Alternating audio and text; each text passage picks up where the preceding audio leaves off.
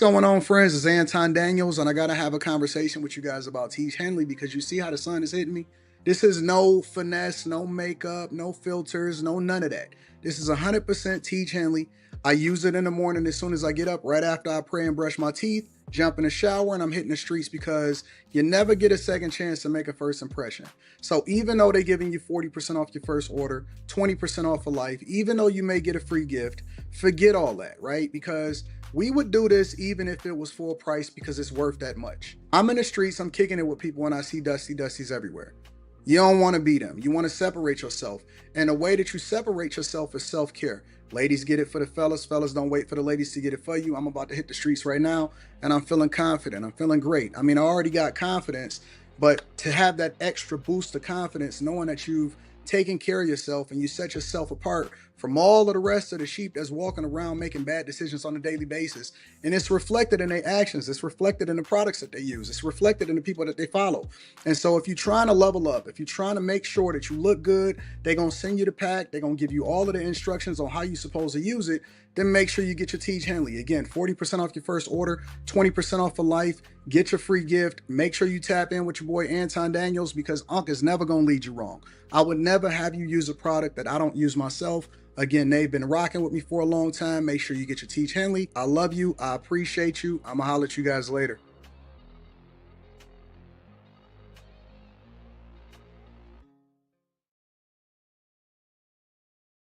What's going on is Anton from AntonDaniels.com. I appreciate you guys for continuing to rock with me. Make sure y'all continuing to hit that like button because we are cooking and we are consistent. Man, that show yesterday was hilarious.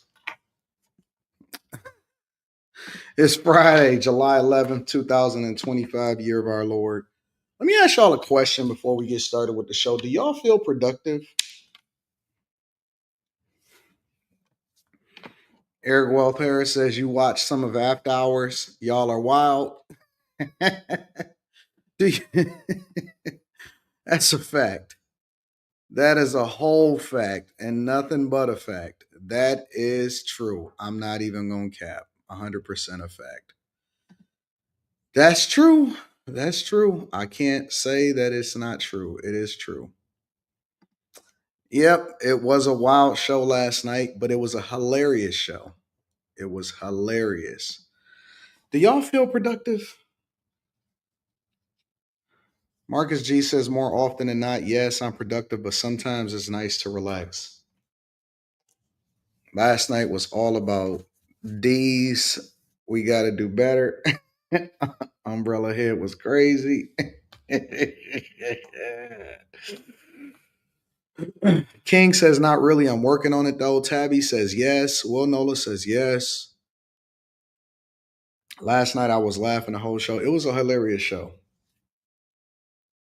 What makes y'all feel productive? Jason says good morning, AD. Yes, I feel productive. John Till says um good morning. Last night's show was priceless. Stephanie says not like I should be. Azriel says I feel productive, but I had a lot to do this week helping with family. In my 20s, there was no days off. In my 20s, there was no days off. James says yes. Progress makes me feel productive. I don't feel as productive as I can be, as I should be. I don't. I was telling somebody that I didn't feel as productive as I should be.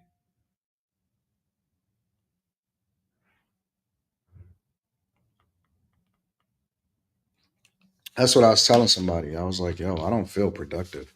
They like, yo, you are productive. You are. You doing this, you doing that. Look at your successes. Look at this. And I was just like, I don't feel like I'm as productive as I should be. You know what I'm saying? I feel like I need it's something else. It's something else. Like it's another gear that I'm not hitting. And I can't, you shouldn't judge yourself. Or let me use myself as an example. I don't judge myself by my successes already.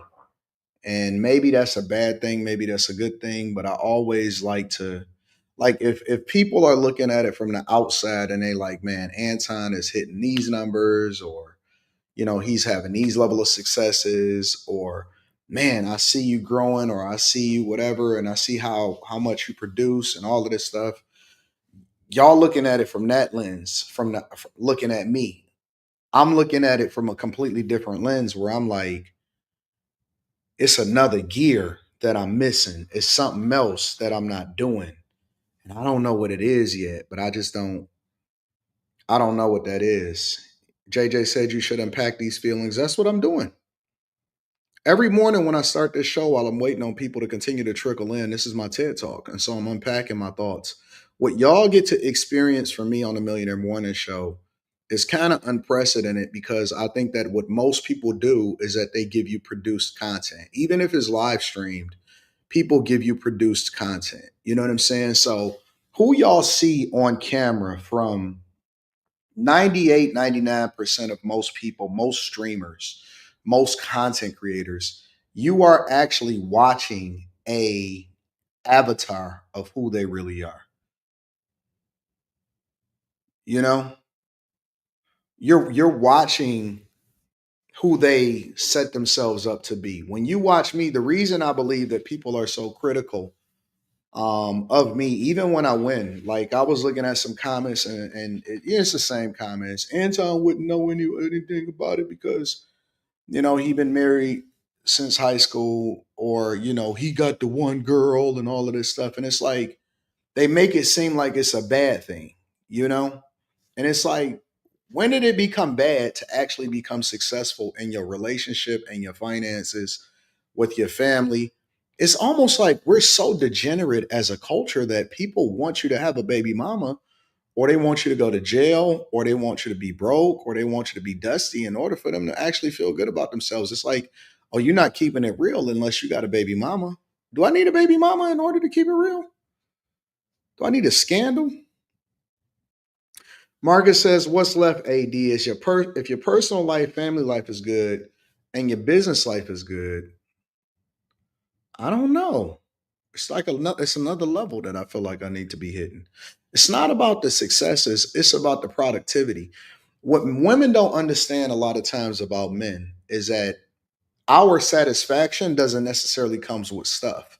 It comes with meeting our potential, and then the stuff is extra that goes on top of it that actually shows how successful you are.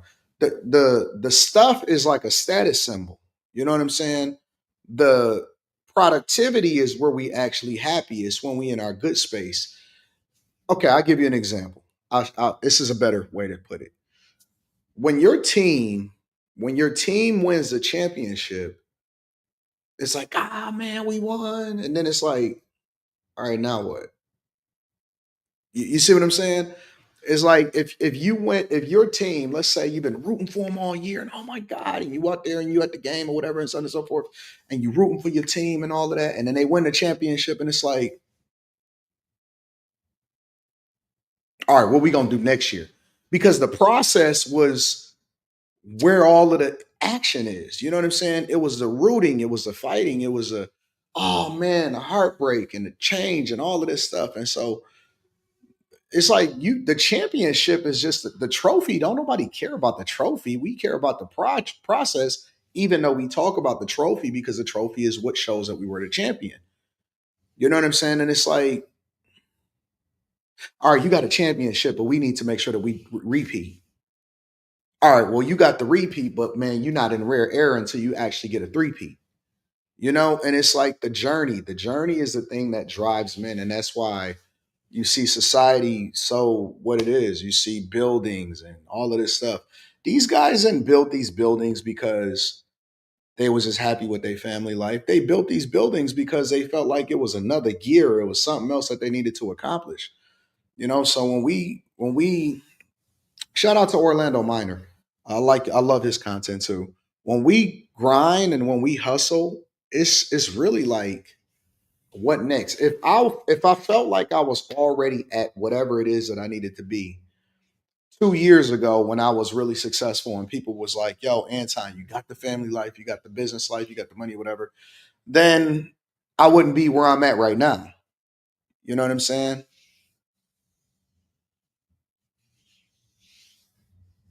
So I don't know, man. It's like a mental dilemma that I have, and I just don't feel as productive. I don't feel as productive.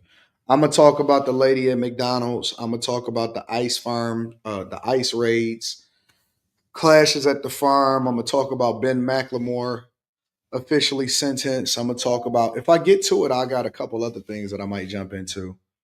Um, so sell some merch for what? You know what I'm saying? It's like it's like coaching calls, right? Like if I did coaching, if I when I start back coaching calls, yes, you have to charge for your time, but then at the same time, it's like if I was to ever do coaching calls again, which I anticipate doing coaching calls, if I was to ever do coaching calls again, you're not doing it for the money because you don't need no money, but you still got to charge for your time. I don't know if that makes sense to y'all. When you do coaching calls, you still have to charge for your time, but you're not doing it for the money because you don't need the money anymore. And you already have gotten to a space where it really doesn't benefit you to do coaching calls if you're doing it for the money because you've already made, and how much of your time is worth don't calculate out to what you're charging for coaching calls. So it's like you doing it because you actually love the people, but the people still need to pay you for your time because you taking away from other things that you could be doing in order to make money. But the money is not necessarily the priority because if it was, then you wouldn't be doing coaching calls and you'd be doing other things. I don't know. It's hard for people to get it, I think sometimes, but it is what it is. That is true too. You do have to put a currency on it or else people ain't gonna take you seriously. That is awesome. That is an awesome comment. And I've also seen it's funny because I see people trying to ride the wave of what I've become now. Um I don't know. I don't know. Listen, man, if you want my attention, reach out to me on an email. You don't have to try to get my attention by baiting and all of that stuff. I'm too grown for that. That stuff don't work no more. You're not gonna get me to show up on your shows. I see people posting old content, Matt, trying to make it seem like when they call into my show and then they post old content, trying to make it seem like I just like we was kicking it and all of that stuff. That's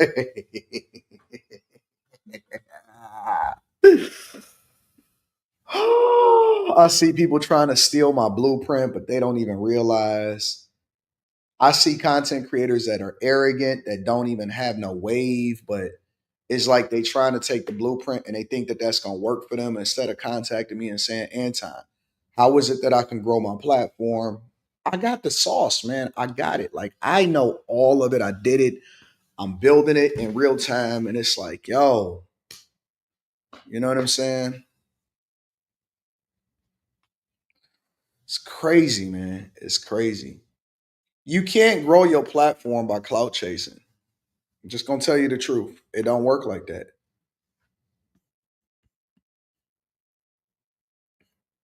Look at this. Here's a comment. This is interesting. DEFCON says already talking ego, bro. Just be happy you got pulled and keep shining. Why be mad? You got influence. Complaining about the fruits that you prayed for. Well, you looking at it from the perspective of a nigga that don't got influence. So you don't know what it's like. You know what I'm saying? You in the stands and you don't understand what it takes in order to be a champion. And so it's easy for you to say that. That's what everybody says. You know what I'm saying? I don't expect a poor, broke Ethiopian, for example, to understand what it's like in order to survive over in America. And he's saying, man, y'all got everything. But at the same time, when you win it, it's different. It's different levels.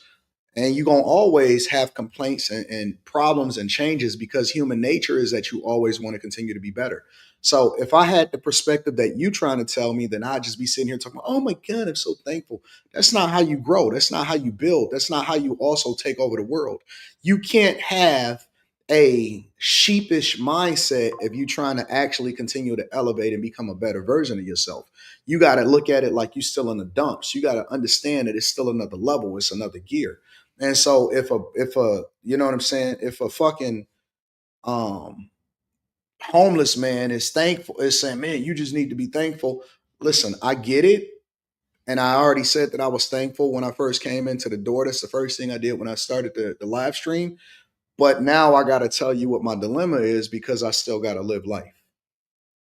You know what I'm saying? So I don't expect people that's never gotten to the league to ever have a, you know what I'm saying, have a perspective of why it is that you trying to figure out why the coaches ain't letting you get in the game. You didn't get to the league just to sit on the bench. You got to the league because you're trying to win a championship, you're trying to get paid, you're trying to get the biggest contract available. You don't understand what's happening with the GM, the general manager, and the coaches is clashing, and you know what I'm saying? They got you on a trade block and all of that stuff. Yeah, a person that ain't that never had a chance to make it into the league is gonna say, hey man, just be thankful you in the league and you making $650,000. Why would I settle for 650 when Bradley Bill just got bought off of this contract for 161 million? You know what I'm saying? So I can't look at it from your lens because I've never had that type of perspective. Yeah, you trying to get a championship. You trying to go for the Jordan. You trying to be, you know what I'm saying? You trying to beat the scoring record. You chasing Hakeem and them. You ain't trying to and Kareem Abdul-Jabbar. You just be thankful, man. Just be humble. You got a family. No, I'm not.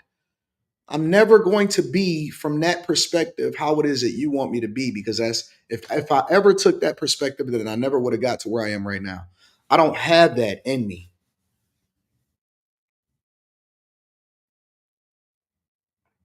I don't have that in me. Yes, you're right, Magnificent Gaming. That's when I talk to God. When I come before God in the morning, when I wake up, I'm like, oh, God, you're so awesome. Look at my life. I'm so great.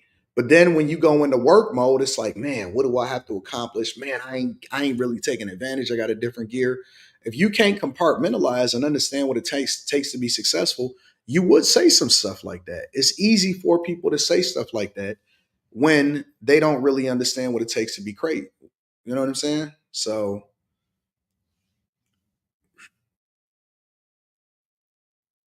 show me your trophy. Show me your trophy.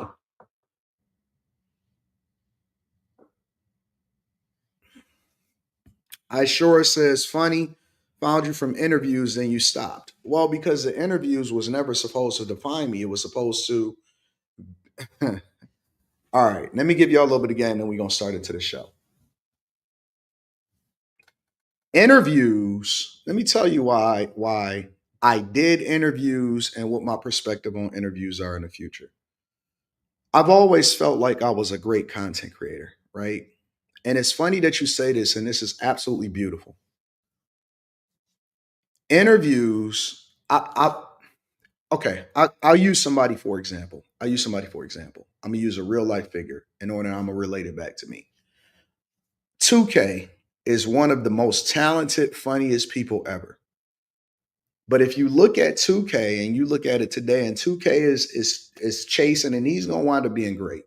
But 2K is chasing 50,000 subscribers on YouTube. Now I look at people with 100,000, 200,000, 300,000, 500,000, a million subscribers, and they don't even touch his draws. Like they're not close to anything that 2K can ever produce. But then you look at 2K and you like, damn, he deserved way more subscribers. I seen myself in that same vein a long time ago, right?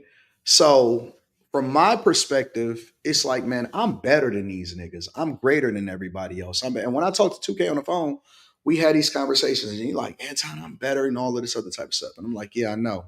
And so, he's asking me questions, how he can get more visibility to his platform and how he can actually, show the rest of the world that he's better. I had that same perspective, right? But here's the thing. How do you get more visibility, but you don't want that to define you? Because there's platforms, for example, if you go to Vlad TV, let's use Vlad, or let's use any of these other interviewer platforms, Art of Dialogue. They have great platforms, but those platforms don't exist unless other people are coming to the platform and interviewing them because that is what defined the platform. For me, I wanted to figure out how do I get more visibility into other people, but then it doesn't necessarily define me. So I don't want to do that in order to continue to grow my platform. I don't want that to be the only thing that people came to me for. So then I would spot an interview here and there. I would bring visibility, right? How do I tap into the audience? That's when I brought in Brittany Renner and I said, all right, Brittany, let's do this interview. You know what I'm saying? Let's do it because I wanted to tap into a different audience, a different demographic, and I needed more exposure, but I was unwilling to sign a deal in order to have other people promote me. So this is a strategy that I use in order to promote myself. Okay, so I tapped into that demographic. I went straight from Brittany Renner into Charleston White, right? So I did Charleston White interviews. Those blew up, and then it exposed me to a completely different demographic. But here's the key: I never stopped doing what I was already doing. I never stopped doing the thing that I was doing because I already knew that I was popping. So all they did was expose me to a different audience or expose me to more people that then when they came and checked for my content, it was like, oh, this nigga's popping, or he talking that shit, or he talking about relationships, he talking about money. So now they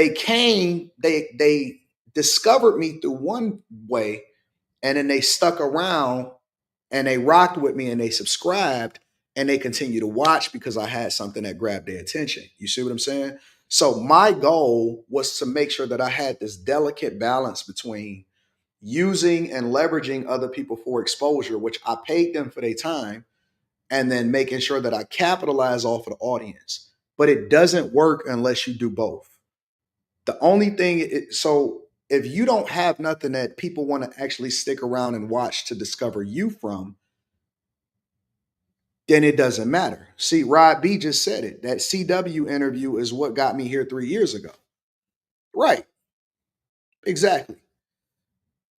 And so, but I never wanted to be defined by the interview. So if I interviewed somebody, it was because I wanted the exposure and I wanted to make sure that I got that, and it worked.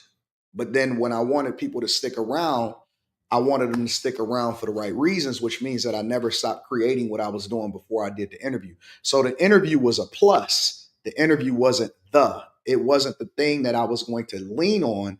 It was the thing that I was going to leverage for the exposure. And that way I never needed the machine. You know what I'm saying? I never needed to sign a deal. I never needed to get somebody to pay me to be on a, you know what I'm saying? And none of that stuff. When I did interviews, I did all of my interviews for free. And so people they see me on a come up, and then they was more likely to interview me because they knew I wasn't charging. A lot of these artists and stuff, they don't have nothing else popping. And so they depend on the interview money in order to survive. I was already getting my own money. I just needed more exposure. So when I would go over to a platform, if I went over to Dr. Phil, I'm doing an interview press run coming up these upcoming few weeks. I'm doing it for more exposure. I don't care about them paying me. A lot of people will call me that got huge platforms. Hey, Anton, what is your price? I'm not charging nothing. I just want to come through. I know I can deliver. I know I'm gonna turn it up. When I got on Dr. Phil, I brought in Felice Johnson. Felice Johnson was very strategic because it was very controversial, and I knew that it was gonna be people that was like, "Oh man, I can't believe he doing this and doing that." But at the same time, I also understood that controversy sells. And so you're gonna get people that get mad at you, but all views are counted the same. And the exposure took me to another level after that. And so it was an interview that other people wouldn't touch, but I definitely was gonna touch it because it was a controversial subject. And at the end of the day, people can't avoid controversy. And if I can get people talking about it, then that was the thing that was gonna take you to the next level with regard to that. You know what I'm saying? So everything gotta be strategic. Everything has got to be strategic. Now it's different, right? Because I got the motion, because I already got the exposure. And so I'm growing because way more people are organically discovering me. And so if I was to do an interview now, it has to be because I actually like the person, and it actually contributes into my platform, not because I'm actually leveraging the person or leveraging the interview in order to get more visibility for something that I'm already doing.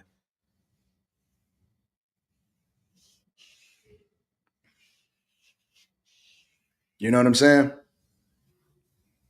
There's too much sauce for y'all. I shouldn't even be telling y'all this shit. I should be gatekeeping, but I'm giving y'all the sauce. And even though people will sit there and hate, but they don't. You're not getting this game, nigga. I could teach a master class on this shit because I actually live it. I did it. I did it successfully. I'm teaching you a master class. And the reason why it's not valued as much as it's going to be valued is because I never charged you for it. I'm teaching you a master class. And the reason why people are not going to value me for what it is that I'm giving you for free, I should be charging you thousands of dollars for what it is that I'm teaching you right now and what my strategies in marketing is, because a marketing department can't teach you real life shit because I put my own money up. I should be charging you, but I don't because I love you and I'm actually trying to give you the game, and this is my way of giving back. 80 they pay you for that Dr. Phil episode. No, I did two Dr. Phil episodes. And no, I just went because I knew that I was gonna turn that bitch up and that the people was gonna go and look me up as a result of it.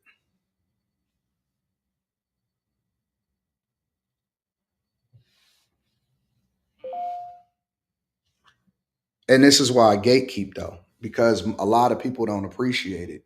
A lot of people is not gonna value it. You know what I'm saying? A lot of people not gonna value it. They won't be able to value it. I'll tell you this. Ego is what keep most people broke.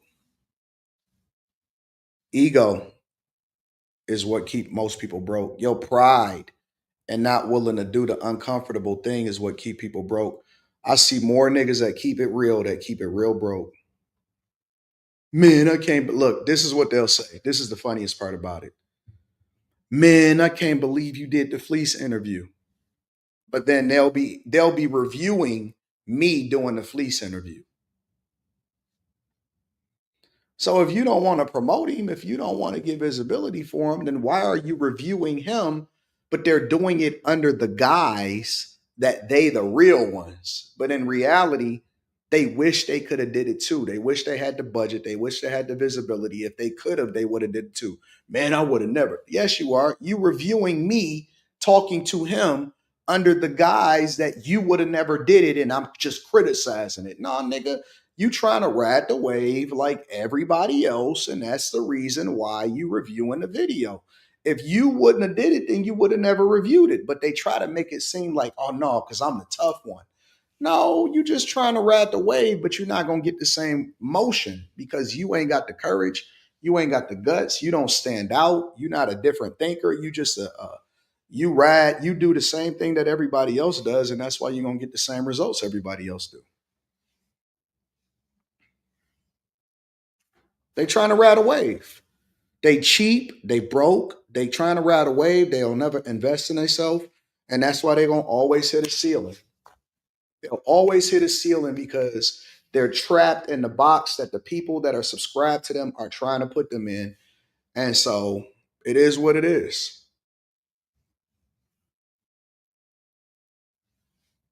It is what it is. I still make thousands of dollars every single month off that interview. I make thousands of dollars every single month off that interview. Man, I can't believe that you had put on the Versace robes. Man, I can't believe you had the sneakers in the background. Man, I can't believe you wore the hot dog suit. So you know my whole catalog then, huh, my nigga? So you studied me. You know my whole catalog. You know the hot dog suit. You know me in downtown. You know my exploration videos. You know my gambling videos. You know the fleece interview. You checked out all of the Charleston shit. You my number one fan. You my number one fan. So you studying me. So you entertained. Okay, then that mean I did my job. They can't believe, but they know my catalog. You in my back catalog. You love me, nigga. You love me. Oh man, I can't believe you, son. You used to wear the Versace, but you can't. So you get it. So you get it. You get it. So you doubling back to try to understand how I did what I did. I'm a legend. I'm a legend. I am a legend. I am a motherfucking legend. I am a trailblazer. All of this shit that people think that they criticize me for, they wish they could do it. And they gonna copy the same blueprint in order to market themselves in another way or form or fashion in some way. 100%. Which kind of takes me into my. I'm gonna read the super chats shortly, but it kind of takes me into my first subject, and that it's funny because all of the stuff that people wanted to criticize us for is the same thing that you see your most popular rappers, your athletes, they all trying to do the same thing. I was looking at some videos because I was actually studying and looking at Nicki Minaj calling Kai Cenat and calling Aiden Ross and trying to figure out, which platform will be better to stream on. I seen this one with Young Thug.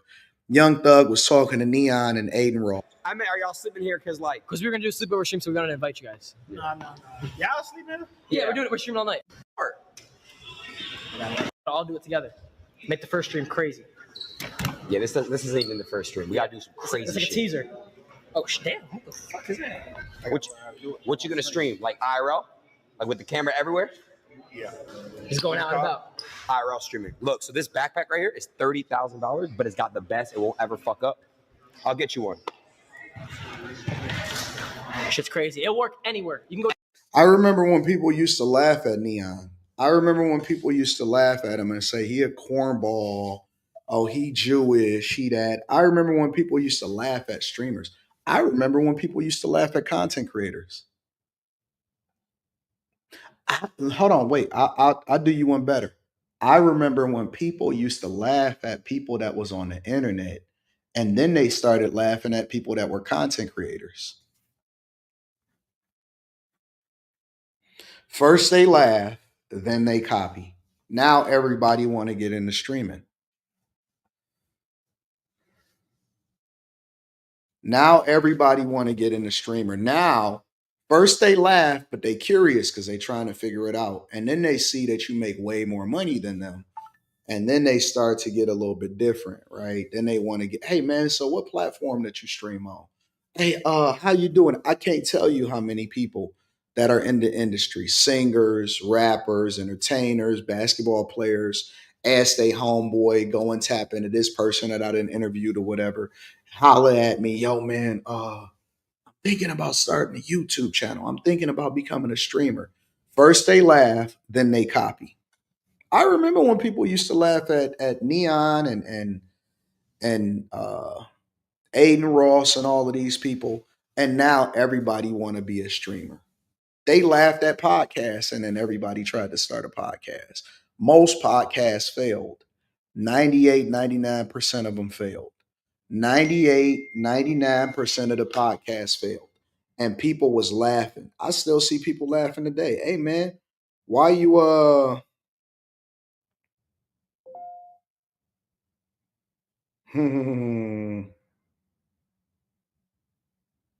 That's my daughter. She's so dope. Good morning, Dad. I woke up and genuinely found myself watching a stream this morning. I hope you have a great day. I love you. Man, I love my daughter so much. She's so dope. She's so dope.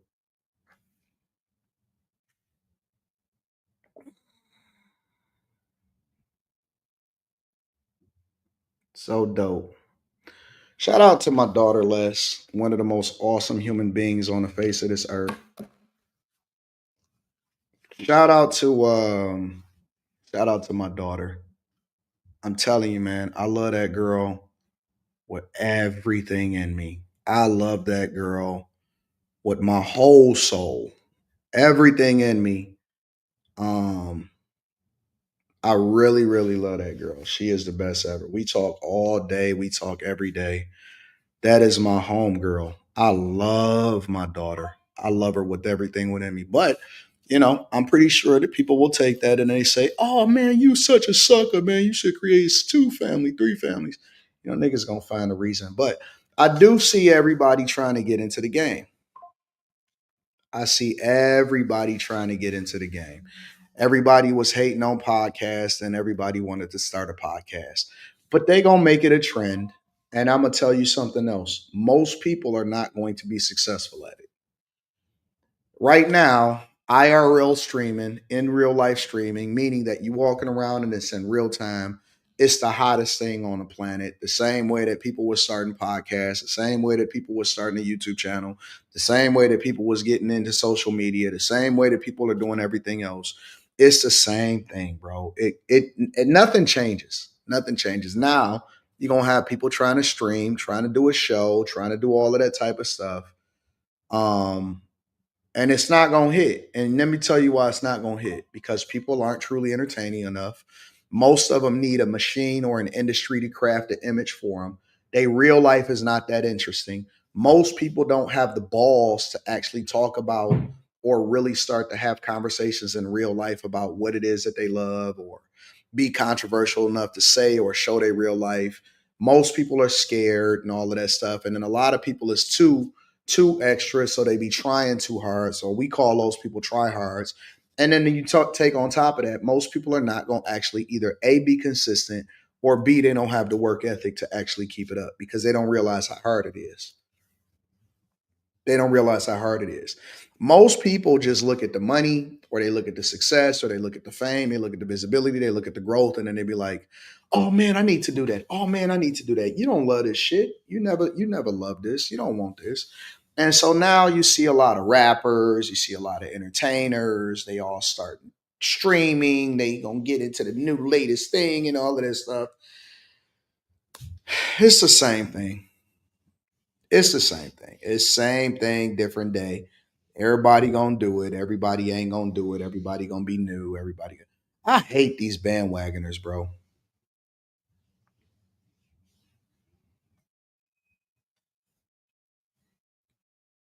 I hate these bandwagoners. I can't stand people that just get into the game to try to steal money and they don't really understand the game. It is. It's gonna be another trend, Anaka. It's gonna be another trend. I mean, when I seen Michelle Obama start a podcast with her brother, I said, "All right, this is shit. This shit is crazy." Now, let me say something else for the people that's actually good at this shit or that actually care about it. If you are good and if you actually are putting out quality product on a regular basis, just keep pacing. Run your own race, do your own thing. I used to look at people and I was like, damn, like, they popping, or damn, this is happening, or damn, and this is going on, so on and so forth. And I just kept running my own race, man. People gonna sit there and say, you know, um, it's saturated, it's gonna be much harder. I've seen people criticize and say stuff like it ain't no money in it or whatever. You lied to me. Use a lie. Use a lie and the truth ain't in you. I know that it's a lot of money in it. I know for a fact it's a lot of money in it. I know that it ain't because the real is gonna shine through. There's always gonna be a bunch of bandwagoners, but it doesn't really matter because if I'm great at what I do, then I'm gonna be great regardless. I'm just gonna sift through it. Don't matter how many people try to jump in it. It ain't, oh man, everybody is in it, so it's harder to be able to get the eyeballs. No, I'm just more interested in all of them. I'm better than them. I can talk my shit. I can do my own show. I don't need no help. I don't need no co-host. But when I have co-hosts, it just make it that much more entertaining and funny. No, it's cool. It's cool. And so I seen people jump in the game, and then all of a sudden, they platform died after they got the little stimulus. They got the jump with the pandemic, and then people like it just is what it is. People come and go, and the real are the ones that endure and you stay and you continue to do what you do. So, for all of my content creators that's actually dedicated to this and really is doing it for the right reason, then don't worry about it. Don't worry about what everybody else talking about. Don't even worry about your numbers. Stop worrying about the numbers. Keep focusing on the consistency and getting better and doing what you do. You eventually gonna break out. You don't know what's gonna go viral. You don't know what's gonna hit. But when it does hit and people go and look for you, well, they actually have a reason to subscribe to you. I remember during the pandemic, it would always be a lot of people that want to go on bandwagon and get on other people's platforms in order to promote their shit. That ain't gonna get you popping. Because when they go and check you, they here for me, and you just so happen to be here. And so, if you're not entertaining, or if you're not a person that they actually can go through and look and say, "Hey, man, this stuff is really great," or it's a reason for me to actually buy into them, then it don't matter. It doesn't matter What you think that they gonna rock with you? They not, because you're not entertaining. And so when they go and look at your shit, I see people all the time. They hit me up and say, "Man, yeah, man, I'm about to start a YouTube channel. Can I promote on your stuff?" And I'll be like, "Well, you ain't got nothing." Or they had a coming soon, or we about to launch. No, launch, nigga, and then we gonna come and check it out. And if it's a piece of shit, then we gonna leave, and then you gonna have to go and do it better. I'm planning on doing this, or I'm gonna get it popping. Or yeah.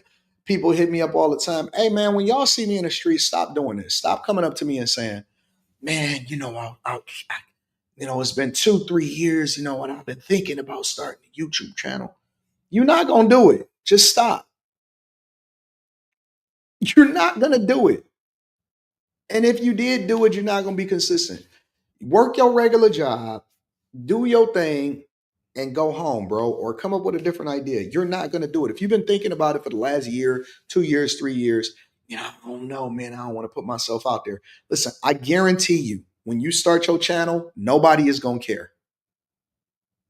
I guarantee you, man, I'm afraid of what the criticism is going to be. You ain't got to worry about that, nigga. Your first year, 2, 3 years, nigga, that's just going to be you in the gym. You going to be, you ain't going to, nigga, that's friends and family hour. Your first 2, 3 years, you local. Nobody's gonna care unless you're worried about what your family is gonna think about you, or you worried about the people that's in your own little local community is gonna think about you.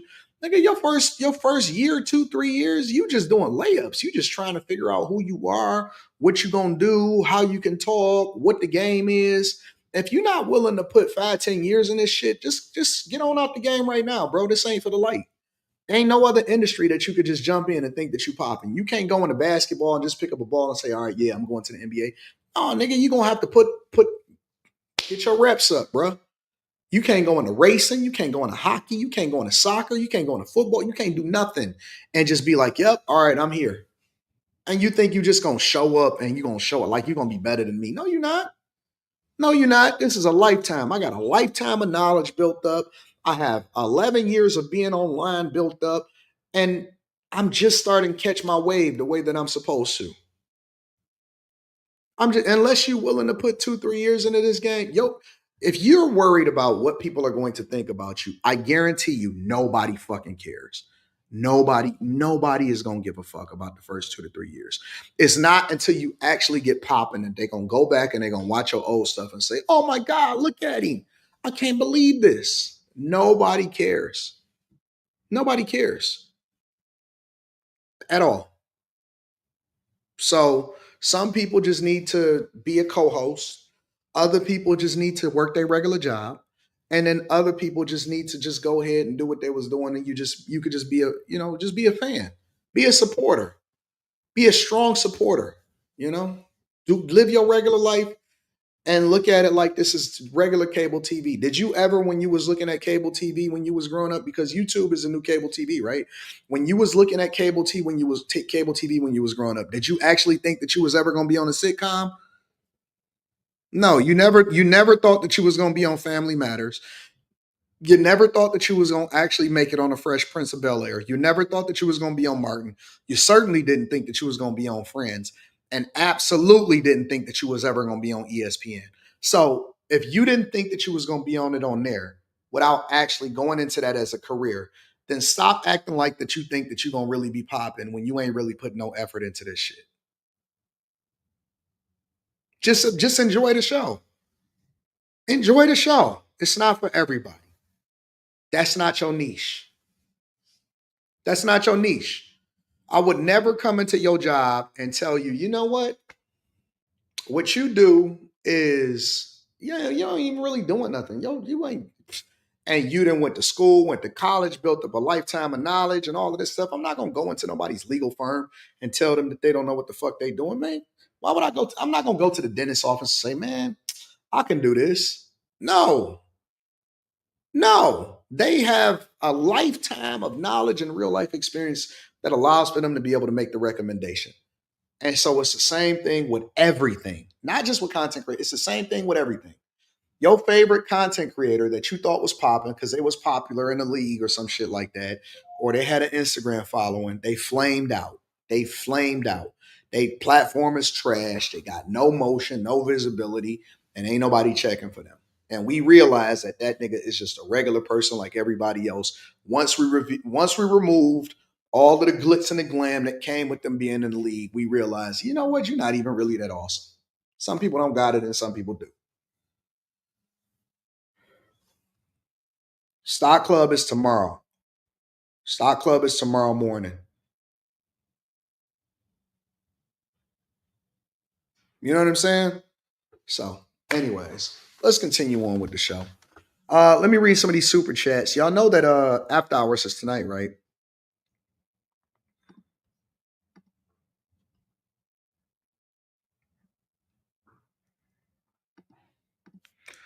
Malachi says, "Hey Anton, I've been good. It's been good listening to you. How do you feel about Acorn's investing app? I'm a truck driver, and that doesn't have much extra time. Everybody got extra time to make sure that they make that their investment portfolio is right. Listen, you a big boy. Go and get you a big boy account. Go get you a Charles Schwab. Go get you a Fidelity. Go get you a real brokerage account. I know that Acorns is it's going to invest your loose change, dollar cost average, and manage your stuff. That's to get you in the game. You a big boy. You a big boy. Get you a real account. Oh, and I will tell y'all that I also went to the packing district. Awesome. Awesome place to visit. I went to the packing district yesterday. It was dope, y'all. Deacon Weasel says heart goes out to family and kids and a lady that was taken out at the McDonald's in Detroit. Yeah, we gonna get there. Series A 5274 says, "Hey Anton, as far as America sending aid to Israel, I discovered some things that's not being talked about at all. And is there a time pop up and have a discussion about it?" I don't know if we've been really talking about Israel. Email me. Just email me at antondaniels413@gmail.com. Melvin Davis says, "Morning, Unc 80 in the chat. I've been thinking about doing cybersecurity. Should I go the route of a degree or a certificate? And what's the difference?" Yes, you should go and get a degree. Go and get you a degree. EB Miles Davis says, "Good morning, AD. After hours was off the chain. Salute to the team and to the chasers." Yeah, it was hilarious. Napoleon says, "Greatness doesn't come from being complacent. Men are conquerors. Under promise, over deliver. ADU are true inspiration." Thank you, Napoleon. Sean Duncan says, "I wanted to thank you so much. I recently started content creation and I do a fitness vlog. Just dropped a video working out in a hot dog in a hot dog suit. I was super nervous, but I kept hearing you say, 'Don't give a.'" No, I truly don't care. You know me, I don't care at all. Carrie Ferry says, "Thank you, AD. You are the best value on YouTube." You got it, baby. 50% simps with the super. Thank you for the 50 ball, man. Thank you for the super sticker. I appreciate you, bro. Chadford Moore says, "I'm waiting for you to bring back the Thanos mug." I still got it. Rob B with the 20 ball says, "80, there's an old video you have in a coffee shop. You almost laid hands on a dude for talking crazy. He said he was from Hollywood, Florida." I remember that. I remember it. Mika says, "Happy Friday, 80. Thank you for all you do." Thank you. Mika, I think you coming next weekend. You'll be in the city, right? I think Mika is going to be in the city next weekend. I moved everything around and said no interviews next weekend because Mika is coming. Carrington Love Jr. says, "I saw a big YouTuber do a review on one of your after hour shows yesterday. You got a lot of haters, Time Dog. It's sad how many people don't understand dark humor and poor people hate for no reason." I'm okay with that. I'm not tripping about that. I think review videos is cool. Review videos is cool, even if people disagree. Mika says, "2KAD, Q, Carrie, and Molly, I appreciate you truly." Shout out to Mika. Tyrant the Tyrant says, "Many will join, but only few will remain, is how I see content creation." 50% Simp says, "The way you run shit is the way I move out here, and I'm not an internet person." I like that. Most athletes, hold on, let me see something. Yeah, Mika, you're going to be here. Yeah. I think Mika's going to be here next weekend. That's for sure.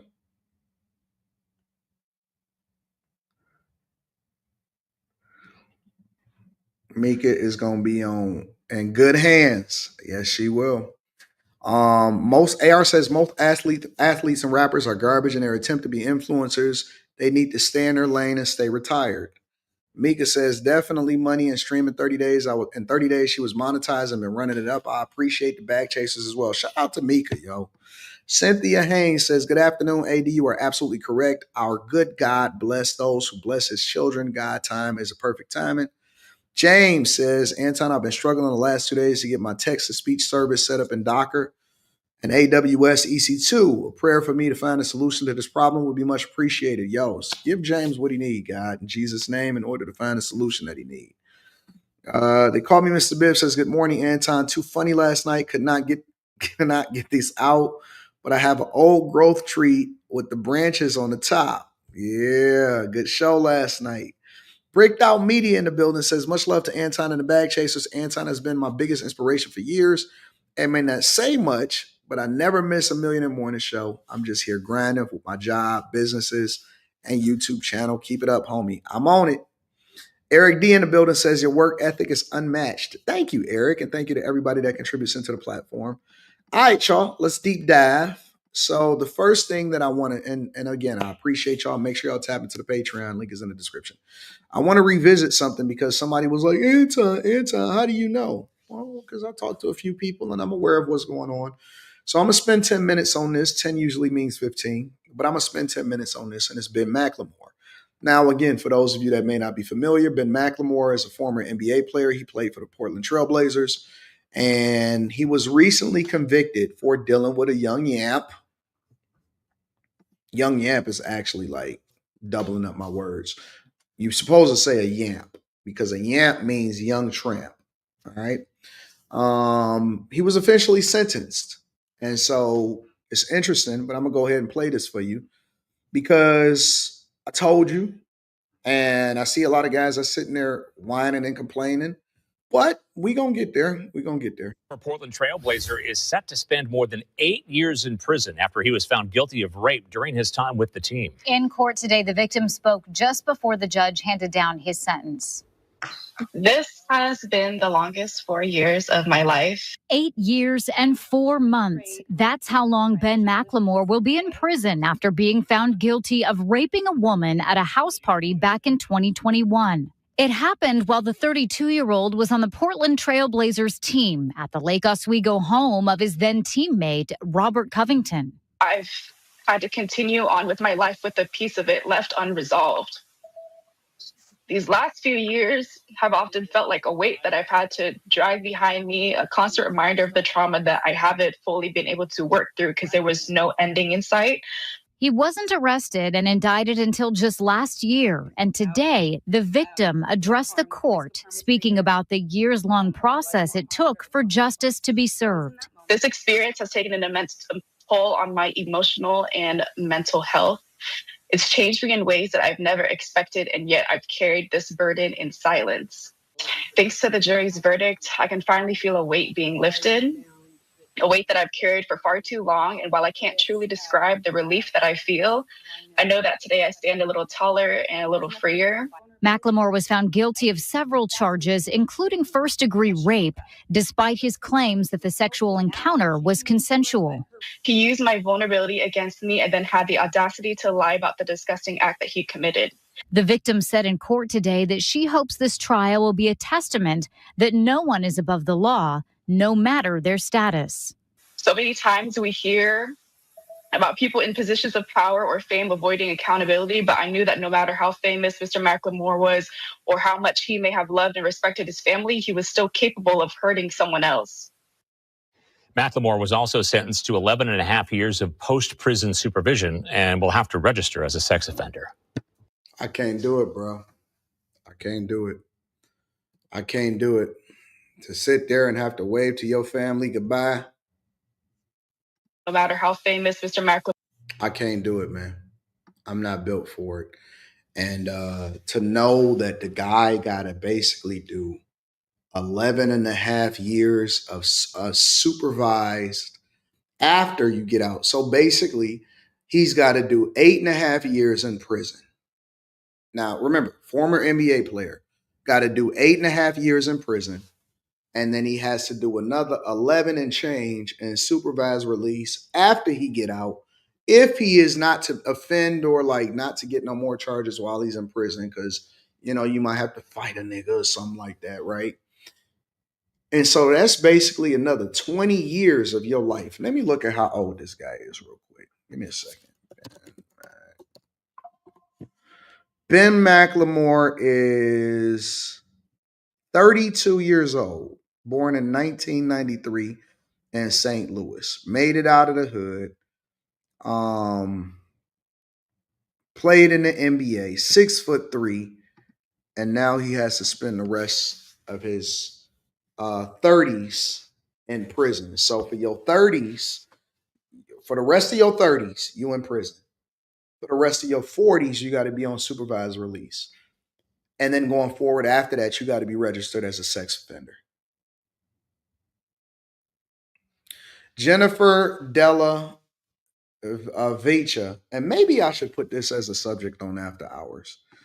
I'm gonna add this on After Hours because I want to get what everybody else's. I want to get the ladies' opinion of this because I think that this will be a good subject to discuss, and the subject that we probably gonna discuss on After Hours tonight. So I think y'all really need to turn in to After Hours tonight because it's gonna be probably a. I think we're gonna have different opinions on this one.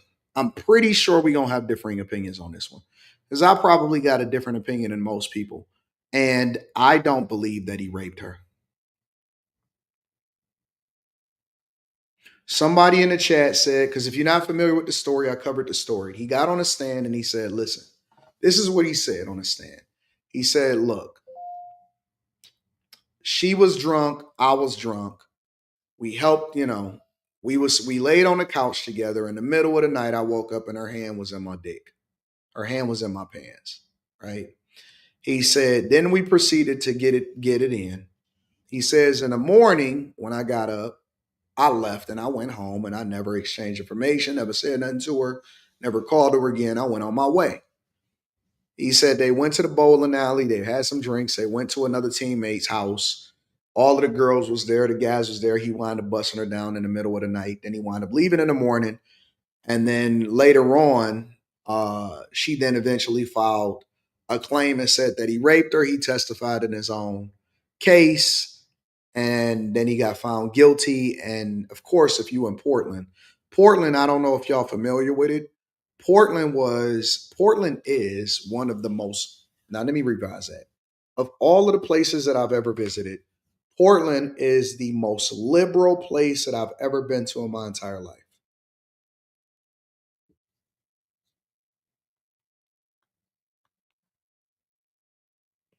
Portland is one of the most liberal places that I've not lived at, that I've ever visited in my entire life. I've recently visited Portland. I went to a Portland Trailblazers game. All of that is it's the most liberal place that I've ever been in my entire life. And so, they said, they found him guilty. Now they sentencing him to basically the maximum. And they saying that he got to spend 8 years in prison, register as a sex offender. His life is over. And it's all after one drunken night of sex, right? So some people on my last live stream, when I first did this live stream, they said to me, well, Anton, of course, some guys in the simping in the chat.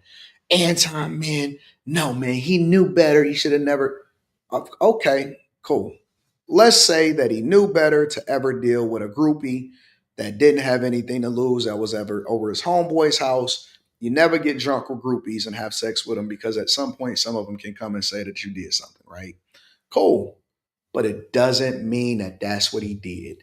Just because you shouldn't put yourself in a compromised position does not mean that he's supposed to serve 8 years as a result of it. And so two things can be true at the same time. Yes, you got to be careful of the company that you keep. Of course, if you say, Anton, you got a nice car, you wearing a nice watch, why is it that you walk, you driving drunk? How is it any different than women saying, I ain't even gonna get into that. I'm gonna hold that off until tonight. I don't think that he did it. I don't believe that he had to. I don't believe that there's a history of women that's saying that he did that type of thing to him. I believe that it was 100% consensual. But now they're putting 100% of the onus on men in order to make sure that she's not drunk. So basically what you're telling me is that if a woman feels drunk, right? If a woman feels drunk and then y'all bust it down, then at some point she can say that I wasn't not drunk enough. I wasn't sober enough to be able to actually consent. And then she can go after you for criminal and civil charges. That's basically what y'all telling me. What you're telling me is that if a woman is drunk or if a woman drinks, she can come back even if she consented to say, I don't know if I was sober enough to actually be able to consent. Now you can get drunk too. Remember, you can get drunk, and this is the difficult part of being able to say that everybody should be equal because the onus is always going to be on the man. If I get drunk and I deal with a woman and then she drink, here's my question. Can I go and say, you know what? I was too drunk. I wasn't sober enough to be able to give her the mushroom head. Can I go and say, you know what? I consented while I was drunk, but I'm not sure if I was sober enough to actually be able to give her the mushroom head. And so would they take me seriously? Would she be locked up and do 8 years in prison?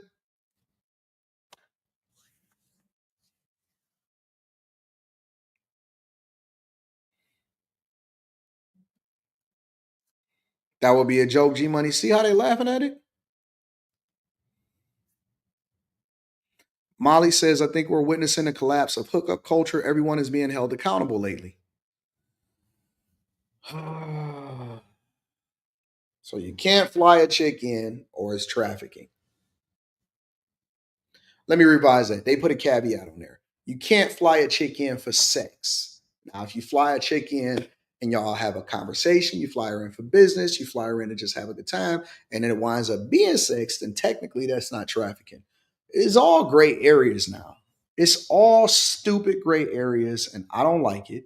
I don't think that it's cool. I think that this is a finesse, and I think that it's bad. And I don't like people spending an egregious amount of time in prison for stuff that, like, if somebody got raped back in the day, it was cut and dry. Oh yeah, he ripped her panties off, and we found a rape kit, and it's all of this semen inside her and stuff. It's not cut and dry no more. Now it's, well, what was she drinking? She had some Jaeger bombs. Oh man, she had some Jack Daniels on top of that. Oh, Hennessy.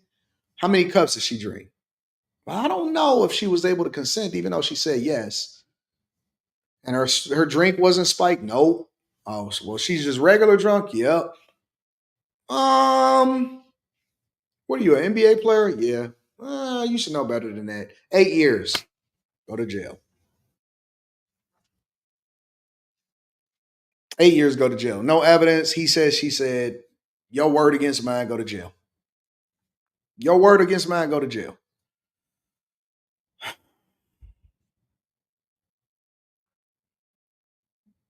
It's crazy. It's absolutely crazy.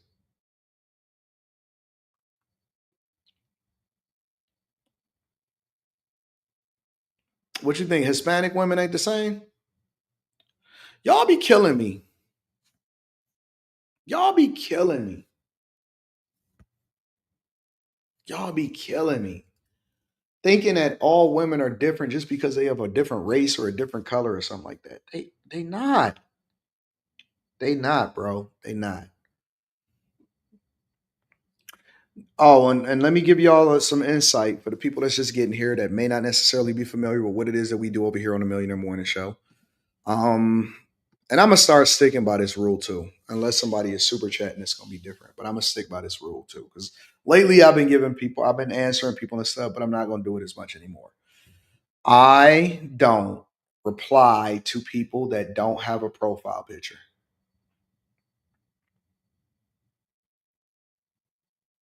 I don't reply to people that don't have a profile picture. Now I will read the super chats and reply to those, but people know my motto. If you don't have a profile picture and you talking junk, then I'ma just assume that you jerk off in your socks. That's the rule. I'm assuming that you don't take yourself serious. So why should I take you serious? Because I don't talk to ghosts. You know what I'm saying? I don't talk to ghosts. So I appreciate you for tuning in and I appreciate you for chatting, but I can't necessarily acknowledge it because you don't have a profile picture. So I'm not even going to say that you said nothing. It's like you don't exist. All right. Because you probably got a burner account and you don't want to say who you are. Don't be highly offended. Get you a profile picture. You good.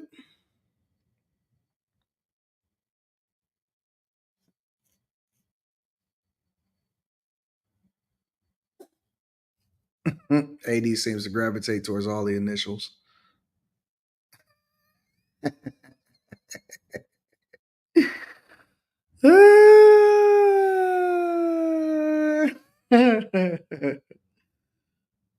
I am. You should come to a meetup. Now, I don't actually think that that's a real profile picture, but I'm gonna go ahead and give you because you said something for the people. I am. You should come to the meetup. You should meet me. Man, I'm a hoot and hollering time. I'm more of what I am on the internet in real life. You know how they say never meet your heroes? I'm not disappointing. I'm never disappointing. You're gonna love me. I smell good. I'm beautiful. My skin is smooth. You can tell I've been using Teach Henley. 40% off your first order, 20% off of life. The link is in the description. It's all of that. But Nathan Thompson says, this is how it is in the military. Women do take advantage of it if they get caught or regret it. A lot of men are going to get screwed. Byron Simpson says, a man stays a man when drunk and has full responsibility of his actions when he is drunk. A woman is considered a child and not accountable. Basically. 100%. 100%. All right, y'all. Y'all ready to move on to the next thing? What we talking about next? Let me see what's happening. Talked about streamers, talked about Ben McLemore. We actually moving faster than we did yesterday. Let's go into this ICE raid thing. All right. So apparently in Southern California, let me get this up on the screen. Apparently in Southern California, there was ICE raids on a farm. Now, some people will say, oh man, I can't believe it. You know, farmers, I thought that they was protected. It wasn't the same type of farm that y'all would think of. I think that it was a cannabis farm, if I'm not mistaken. But these protesters are getting out of control. And I warned y'all, I said it. I said, what's going to happen with these protesters is that they're going to start getting more and more brazen. They're going to get more and more belligerent. If you don't stop this, hold on, let me see before I show this on my screen.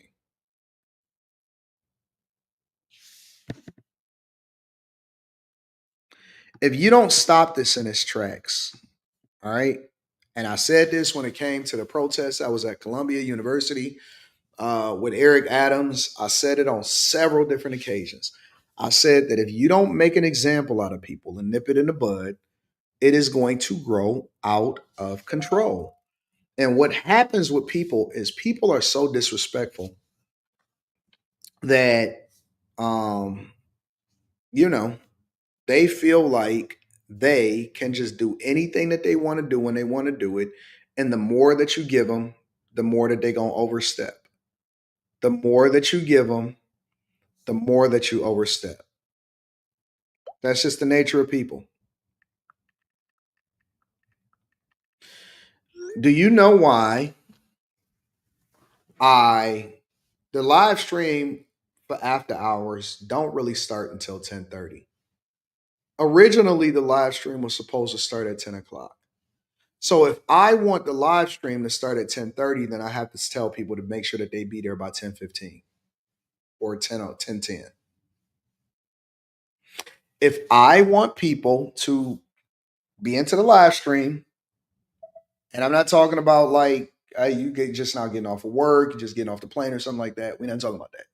If I want people to pull up to the live stream by 10:25 so that I can start at 10:30, then I'm gonna have to tell people to make sure that they're there by 10:05, 10:10. Now it's gonna be different for people on works. I'm sorry, my after hours friends. I'm gonna use y'all as an example. Now, it's different for the people on Monday nights, right? Because the people on Monday nights, they are trying to get on to an extent, right? So Q manages the people on Monday nights. Monday nights start at 10:05. What time do we hit the button? 10:06, 10:05. You know why? By the time that I join in at 10:04, 10:03, 10:04, and I'm still sitting on my computer and stuff, I see all 9 people that's up on the panel. All 9 people is up on the panel. You know why? It's just the same. It's the same thing that comes when you talk about a job interview, right? If people are supposed to be at a job interview, then and I'm not dissing nobody because I understand it's just the way that it is. It's like family members, right? Your family is gonna be family no matter what. You just learn Quentin is gonna be there first. Kimmy is gonna be there right afterwards. Molly got business and stuff that she be taking care of afterwards. Carrie is usually gonna be just getting in. Oh, I just got there just in time. Slimmy is probably gonna get there either right after Quentin or um um uh Kimmy and Kim. Mika is not, she don't stream on Tuesdays. And so I be forgetting to even take her off of the cover photo on Tuesdays. But Mika usually gets there, slightly after Slimmy. And 2K hop in right off this stream. That's just the way, that's the order of things. That is the way that it is. I don't care what the stream, I don't care if it's a Tuesday, I don't care if it's a Thursday, I don't care if it's a Friday. It's gonna be unless people are like, yo, Anton, I'm not coming today or whatever, it's the same thing. It's gonna be the same thing no matter what. Mika gonna be right there. Usually she either a little early or she right there in the middle between everybody else. But me, I can always say that Quentin is gonna be the very first one that's on a live stream every time. Every single time. Quentin is gonna be the first one there every time. And usually Quentin be there and we be sitting there talking for the next 10, 15 minutes while I'm still getting the show together. That's just the way that it is. Carrie is gonna be chopping vegetables for the family. She's gonna be getting it in. It's the way it is. So, what am I saying? I'm not going to get too derailed today. But the point that I'm making is you have to nip it in the bud. And these ICE protesters now, they feel compelled to actually, it was somebody out there with a gun shooting at ICE agents. First, they was throwing rocks. Then they was defacing and spray painting federal buildings. Now, what are they doing? They're throwing rocks and they shooting guns. They're throwing rocks and they're shooting guns. That's what it is. And, they should have nipped it in the bud. And if they didn't make examples of people, now it's just going to get exponentially worse. But this is what's happening over at these farms in Southern California. The most recent clash with ICE, this is how it played out. This morning, the tense confrontation, protesters attacking federal vehicles after immigration raids in California. The masked agents had shown up at a cannabis farm in Ventura County, northwest of LA. Look, y'all, let me show y'all again. Attacking federal vehicles after immigration raids in California.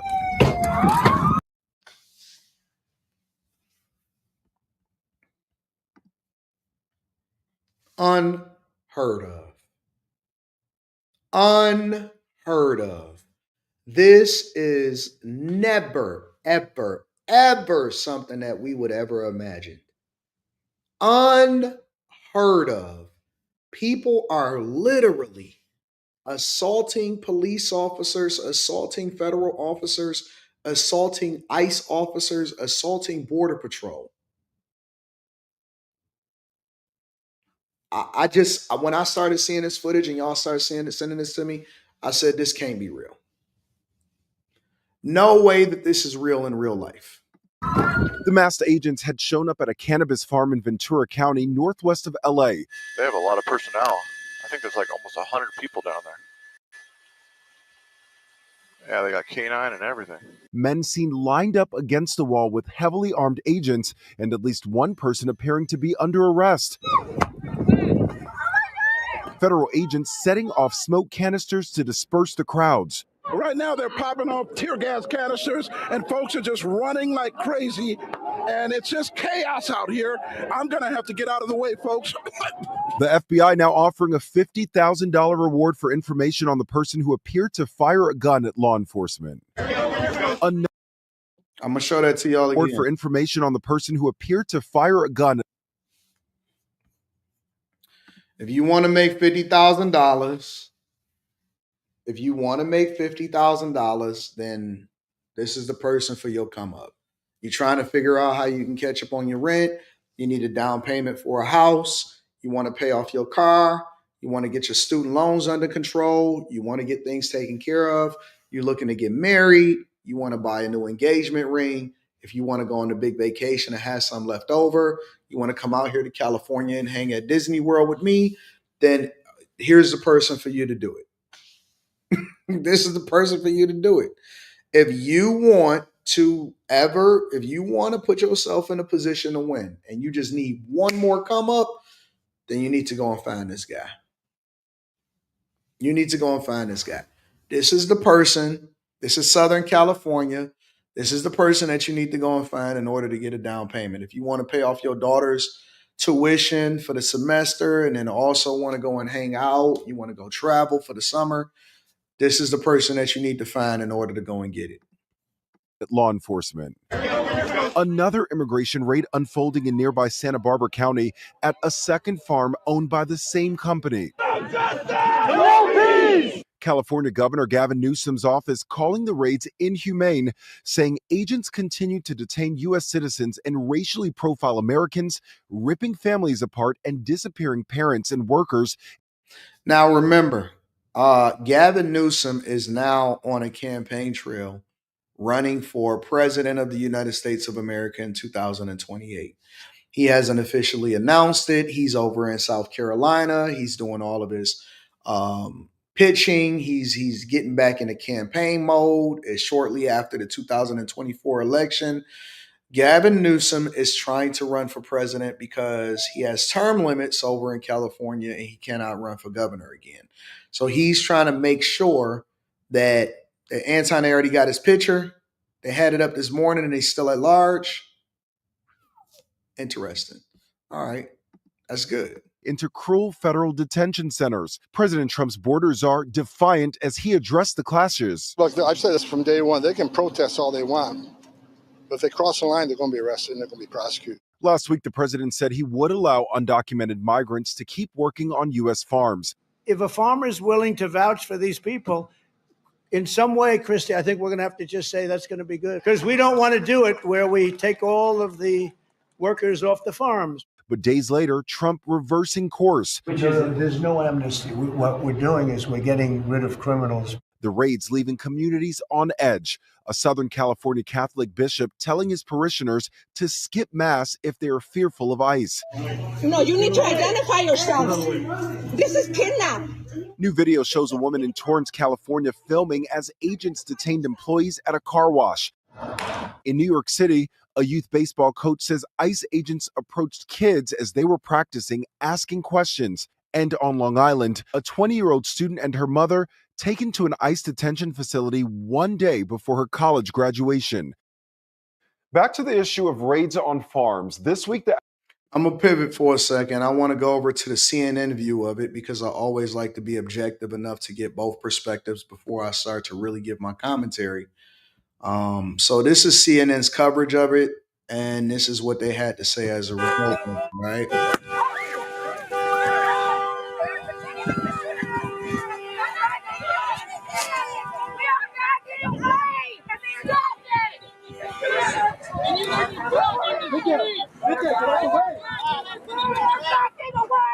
Video shows federal agents deploying what appears to be tear gas canisters into a crowd of protesters at a farm in Ventura County, California. Oh my God, look it!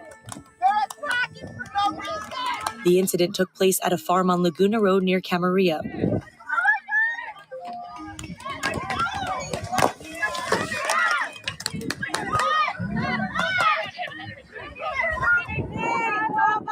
Mayor of Oxnard, Louise MacArthur, referred to the location as, quote, a marijuana cultivator in a post on Facebook. Cannabis cultivation is legal in the state of California. The Ventura County Fire Department said they responded to calls of people having breathing problems in the area. A witness told CNN he was tear gassed during the incident, causing his eyes to burn.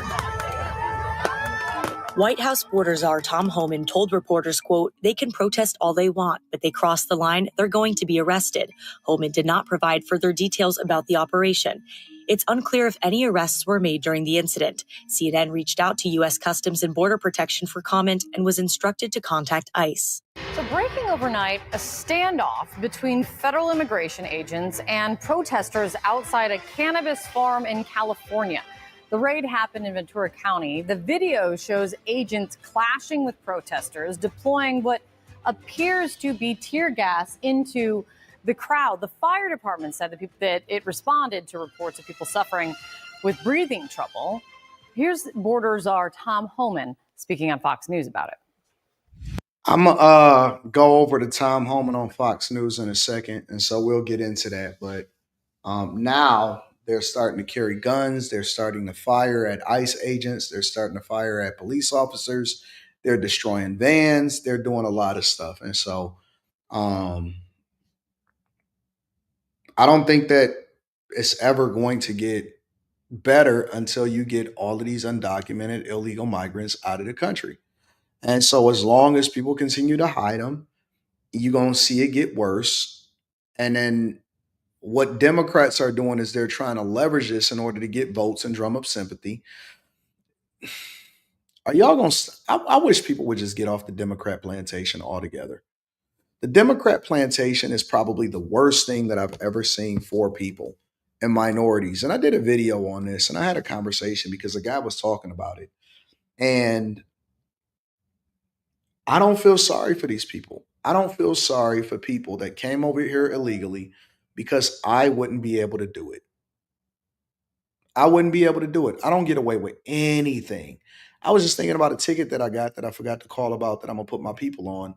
I don't get away with anything at all. I got to have ID everywhere that I go. I, as an American citizen whose parents was born and grandparents and great grandparents and so on and so forth, has been born in the United States of America, we have to have ID everywhere that we go. We can't get on a plane. You can't get a job. I can't get a job unless I have ID. Not only can I not get a job unless I have ID, for the types of jobs that I'm going for, they do a background check. They want to know whether or not you actually have a criminal record. They want to know if you've actually got the degree that you said that you have. They want to know everything. And so if I ever even want to get into the workforce, I have to have all of this documentation. I have to have paperwork. I have to sign authorization for them to do an extensive background check. They want to know if my identity ever been failed. Shit, they'll do a credit check. They will do a credit check. Brian B says can't buy or sell a car. I'll do you one better, Brian B. If you buy or sell more than 2 cars in a year in Michigan, you got to have a dealership license. And then you got to jump through hoops to get that. You have to have a dealership's license to sell more than 2 of your own vehicles. And then they're going to go in and hold you accountable for that. So, when I see all of this happening, it's hard. It's hard for me to feel sorry for people that never abided by the rules in the first place, but yet we supposed to have a level of sympathy for them. Real talk. Crazy, man. Absolutely crazy. So I'm going to go over to Tom Homan shortly, but let me just make sure that I address some of these super chats. Oh, let me look at this Cash App real quick because I got to make sure that I hold the people down.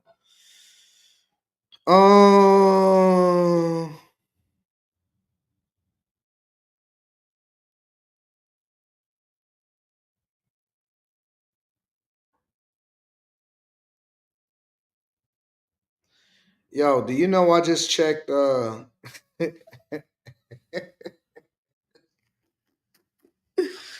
just checked the group chat from last night As I said that I wasn't gonna check it based off of what y'all was saying yesterday. This nigga Slimmy sent a micro penis. Or what? Who sent this micro penis? Who is this? This is so dumb. This nigga Slimmy sent a micro penis into the group chat. I'm looking like, man, the group chat got notifications that I need to check. Let me see what's going on. And I open up the group chat and it's a micro penis. Jesus. Oh my God. What is going on in this place, bro? I can't make it up. It's not like I could show it to y'all on here. All I could do is tell you what was in it, what was in the group chat. Shout out to LaShawn Lipscomb. What's up, LaShawn? What up, LaShawn Lipscomb? I appreciate you with the 10 ball. Says thanks for what you do. Thank you, LaShawn. Mike that dude, I appreciate you for holding me down, Mike that dude. Joseph Watley, thank you, Joseph Watley, for holding me down. And Robert Banks, thank you to everybody that hold me down. Self-Made Forever says YouTuber Denmo was given 5 years, even though he recorded her giving consent, but the judge said she was not convinced and charged him for a girl he slept with in 2020 before he blew up on YouTube. What? Word of today's society is allegedly. Do you do in-person coaching? Man, I don't think that you want to pay what it's going to cost to do an in-person coaching. Honestly, I wouldn't even feel comfortable telling you what that number was going to be. Honest to God, like real talk. I don't even put that type of, I wouldn't even say that type of stuff. Real talk. You don't want to know what it costs to kick it with me in person, bro. You don't want to know that. Real talk.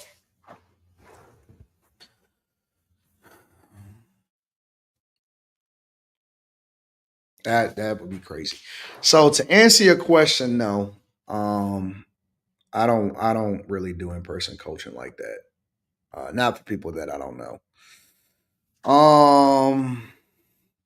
Chris Cunningham says people got money, AD say it. Okay, so here's the thing. It wouldn't be in-person coaching, but it would be in-person coaching. So it would be more like, yo, let's have dinner, or let's talk about different things over dinner, or do this or whatever, so on and so forth. So you would have to kick it with me for at least like a few hours. I would have to carve out like 3 or 4 hours out of my day, in order to be able to kick it with you. So you could just pretty much think about it from that perspective.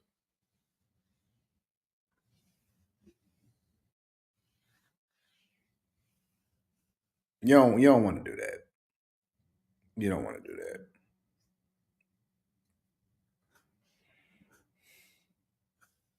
I don't even feel comfortable saying that number online, honestly. Enforcer said, is it me or all of these essay accusations and criminalizations one big attempt to discourage men and women interactions altogether? It seems too risky. That's true. Papanea Shelley says, why are their children working on cannabis farms? True. Donnie says in VA, you can't sell more than 5 cars. Yeah, before you got to get a dealership's license. AD, I emailed you months ago about a coaching call. I haven't done no coaching calls yet, Leah. Now, hold on. Let me look at something. Oh, I'll make an exception for you. Email me again, Leah.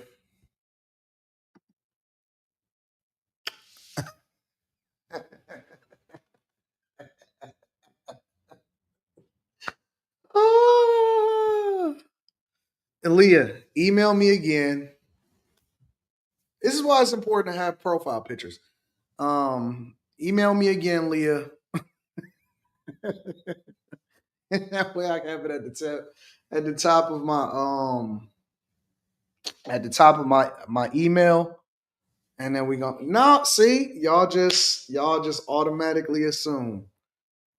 Y'all automatically assuming I don't like that. I don't like it. I don't believe it. Nope, that's not what it is. Y'all automatically assume. Email me a coaching call. I'll put you at the top of the list. And then we going to figure it out from there. All right. Okay, Leah? Let me see something. And make sure you put your information like your Instagram stuff and all of that. And then we going to figure it out from there. I got you, Leah. I got you, Leah. What do y'all keep saying? Tip of the email. What do y'all keep saying? What are y'all saying? J Ben, you a mess, bro. You a mess, J Ben. Let's continue. Delt Trey Rex says they trying to turn the nation into feminine men and masculine women led by the y'all the worst. Led by the LGBTQ motherfuckers. We got a dog 304s. Oh man. I did not say it at the tip. I said at the top of the list. Preston Walker says, let us all remember no bag fumbling Fridays. We appreciate your work. Idaho bag chasers are in the building. Stay bag chasing, my friend. Chris Cunningham says money doesn't equivalent to the game a person will receive. Eric Williams says, what's good to my Michigan brother ADE Will checking you out between jobs. What up to Eric Williams? I appreciate y'all. Why y'all so I did not say that. Why do y'all keep saying that I'm saying that? B, I'm back again. You're gonna wind up getting timed out. I don't like spam in the chat. No, y'all didn't hear it. No, you didn't hear it. I didn't say that. I didn't say that. All right.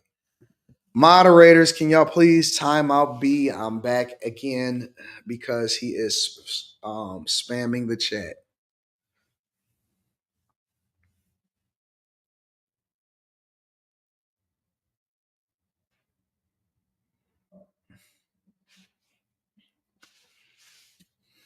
AD is slapping thigh me. I got on shorts.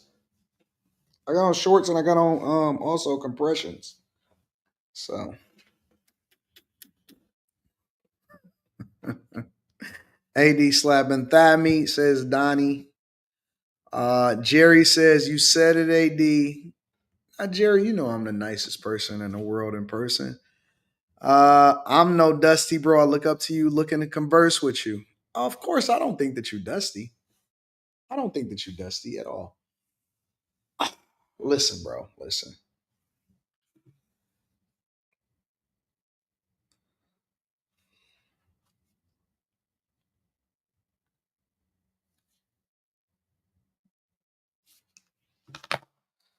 It's not about whether or not people have it or not. That's what people don't understand.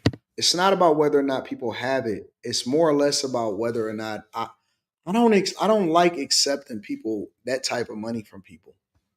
People will tell you, like, even in the Patreon. People will tell you like even in the Patreon, I don't invest people's money. I don't do none of that. So, you know, I'm a very, very nice person. I am super nice. Super, super nice. All right. But yeah, I don't know. Email me if you want to kick it with me in person, like on some one-on-one type shit. You're gonna have to email me, bro. You gotta email me. If I say it online, y'all gonna be feeling some type of way, and so I don't want to do it. All right, we gotta just ban him. That's why. That's why. That's exactly why.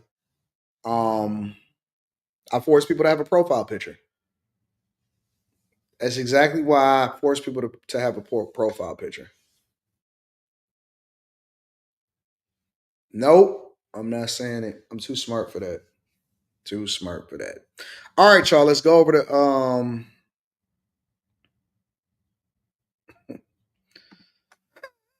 Chris Cunningham really trying to figure it out. What do y'all think it is? What do y'all think it is? Since y'all just really want to play this game, and you want to enjoy, before we go over to Tom Homan's reaction to federal officers getting fired on, what do you think it is? Let's say I had to take basically the afternoon, evening, and we wind up linking and hanging out and all of that shit, which basically just kind of kills the rest of the day. What do you think the number would be? Y'all bullying me right now.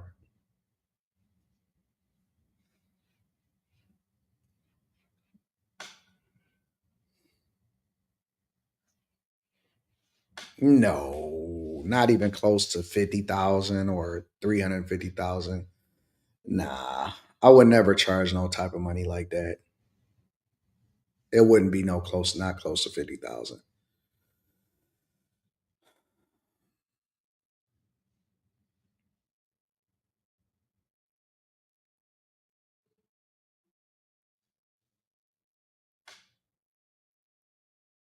All right, so gosh, I can't believe y'all bullying me like this, bro.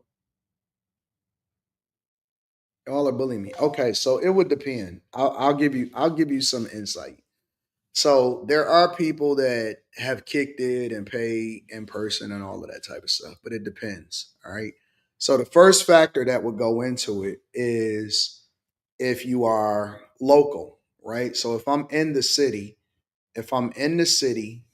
and you actually come in and all of that type of stuff, obviously it's going to be a different type of thing, right? But if you're not local, and let's say, for example, I'd have to actually go and fly and come and kick it or whatever, then that means that I'd have to also spend a lot of money in order to be there, right? So, because I got to go get my tickets, I got to have security with me, I have to, you know what I'm saying, my hotel rooms and all of that type of stuff or whatever. And I probably need to be there because I'm not going to fly in and out, all of that stuff, right? So it's going to be a way different number if I actually fly to kick it with somebody versus, if I was just in the city and local. So if they coming to me and they kicking it with me, then it will be closer to the 10 range. And if I got to fly out there, then it will be closer to the 20 to 25 range. So that's what it would be. It will be closer to that. It will be closer to 10 if it's in person and locally, and it would be closer to the 20 to 25 range because it costs me a lot and it take a lot logistically for me to actually go somewhere. And then people will say, well, Anton, well, how do you come up with that number? Well, first of all, I just told you, especially with what it costs logistically and all of that other type of stuff. But secondly, you got to think of what I generate per month.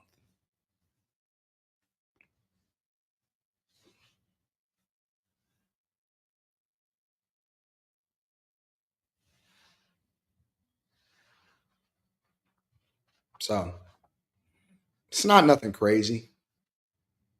It's not nothing crazy. But, if I got to cut out almost an entire day and all of that other type of stuff, and then it's a whole nother conversation. If I got to travel and all of that stuff, it's a different conversation.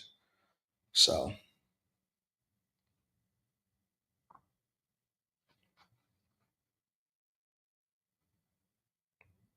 all right.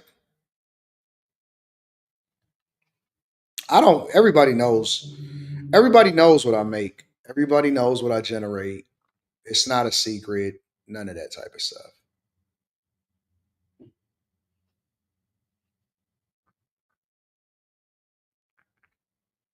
It's not a secret at all. So, but that's it. That's what it is. I mean, you can pretty much guess what I make by seeing how much I spend in a month. So, mm, mm, mm, mm. Well, that's it. It's not for you. I'm the creator of my reality focus create. It's not for you. It's not for people that don't want the game. You know what I'm saying? So I don't expect for people that don't understand the value. Here, I'll put it to you like this. I pay for people's time that I need to be around and that I need to siphon information from or that I do interviews with or anything. Like I pay for people's time. And not only do I pay for people's time, I make sure I give them the best accommodation. So why would I not, you know what I'm saying, do the same thing? Now, when I kick it with the bag chasers and I do that, I don't charge people nothing for that. I just kick it for free.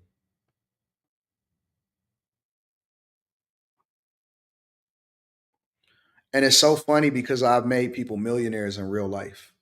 And it's funny because some of the people that I've made millionaires in real life, they'll spend 15, 20, 25, $30,000 on me without even thinking twice. But y'all don't know that life, because when you helping somebody make over $1 million in a year, they don't give a fuck about $20,000 to $25,000 in order to say, yo, I'm on you. I'm with it. Let's kick it. Let's break it down. Come look at the numbers. Come meet with this person or whatever, so on and so forth. So, if you, there you go. I watched one Patreon video and made an app, so it ain't no telling what the conversation can return. So, people pay for what they want. I'm not for everybody. That's the thing. I'm not trying to make myself available for everybody. I'm for a select group of people that is trying to get to a different level.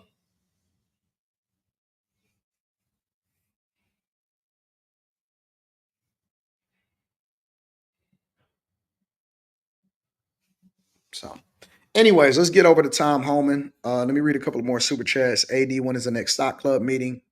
Tomorrow. Stock club meeting is tomorrow. So put it in the Patreon. Let's get it by the way. But I think it's 10 to 20,000. It just depends. It depends on the circumstance. You know what I'm saying? So, anyways, let's continue on with the show. Let's go over to Tom Holman, y'all. Let's share this. Do we want to go with that one? No, let's just go straight with Tom Holman. We'll spend 10 minutes on this.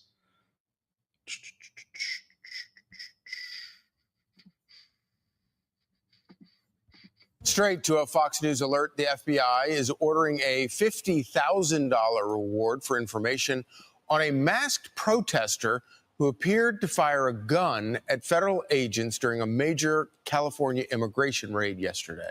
Doug Luzader joins us now with the very latest. Good morning, Doug. Hey, good morning, guys. Another rough day for federal immigration agents in California after facing off with violent protesters yesterday. Dozens of people were taken into custody during immigration sweeps at 2 farming sites, including a marijuana facility. Tear gas, smoke bombs deployed. Agents were pelted with rocks, and federal authorities are now on the lookout for a suspect who appeared to fire a gun at them. And now this from the U.S. Attorney for the Central District of California, who posted on X. The FBI has issued a $50,000 award for information leading to the conviction of an unknown subject who appeared to fire a pistol at federal law enforcement officers near Camarillo. And here is another shocking detail. According to Customs and Border Protection, 8 unaccompanied minors, all here illegally, were found. There is now an investigation underway for possible child labor violations there. Now, it's funny because you'll see that and they don't do those headlines. Hey, did you notice that CNN covered this exact same story and they mentioned nothing about underage minors that were working on a cannabis farm? Because this isn't a fruit farm. They're not picking pineapples. They're not doing Johnny Apple seeds. Notice how CNN neglected to even mention that part. So they won't say, hey man, they actually saved minors that was out on here and eight minors was working on a cannabis farm. They don't say that part. Gavin Newsom never mentioned that whatsoever. They don't do inspections. They're not trying to figure it out. They don't do none of that. The only thing that they said was, man, why are these agents out here in the first place? We don't really know. They over here offending people and all of this stuff. Notice how that is. Sarah Power says Fox lies. Everybody lies.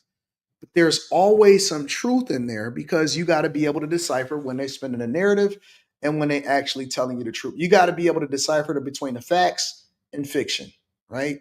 And so, Sarah, that is why we look at both.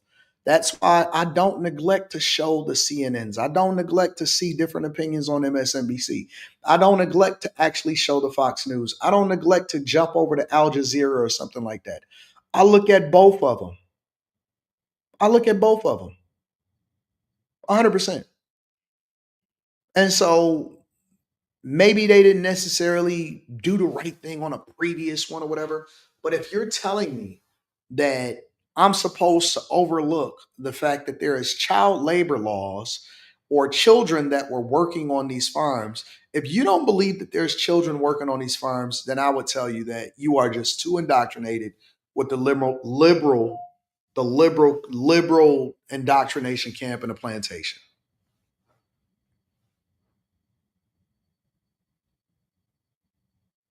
You got to look at both of them and you got to try to make out what it is that's true and what's not. And I think that there is some truth to this, 100%.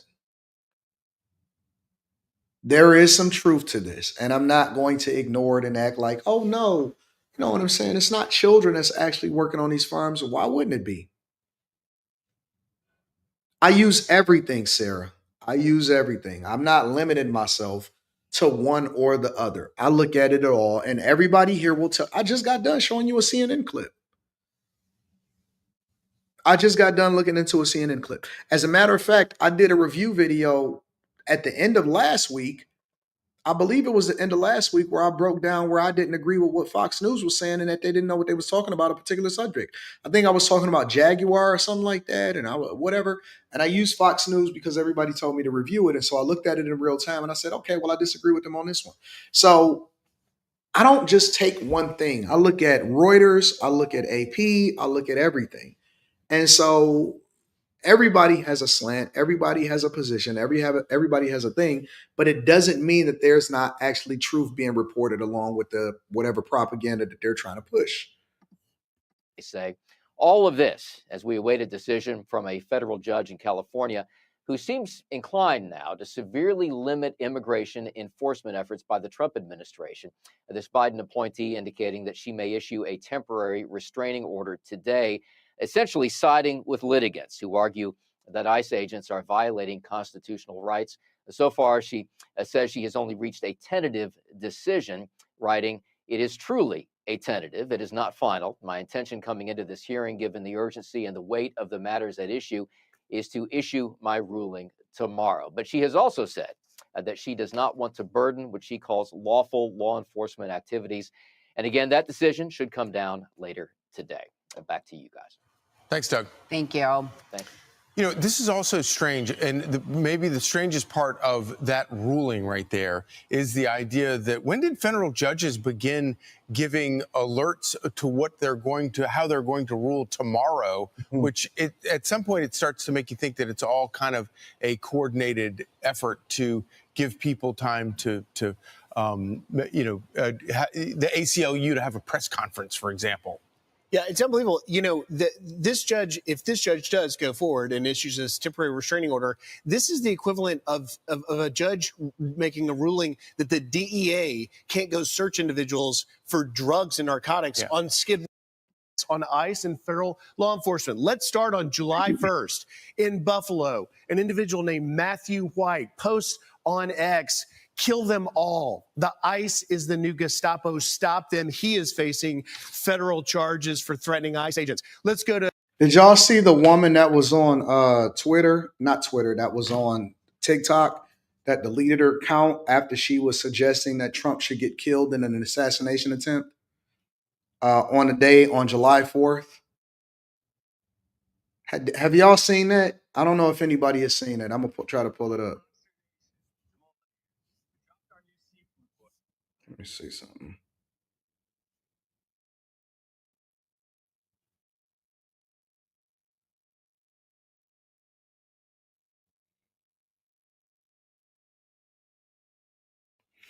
I'm not going to look it up because apparently I can't find it. But y'all, it was a woman that was basically like, yo, they should do it.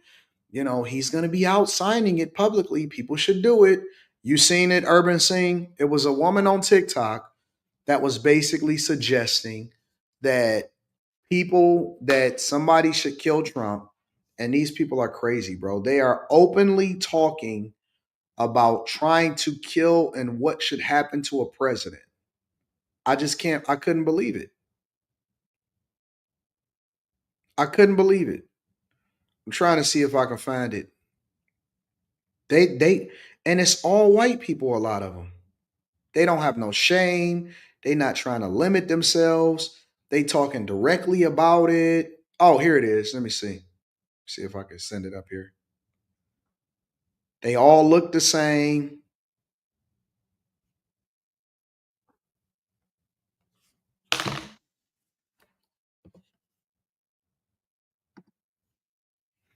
Let's see if I can share this.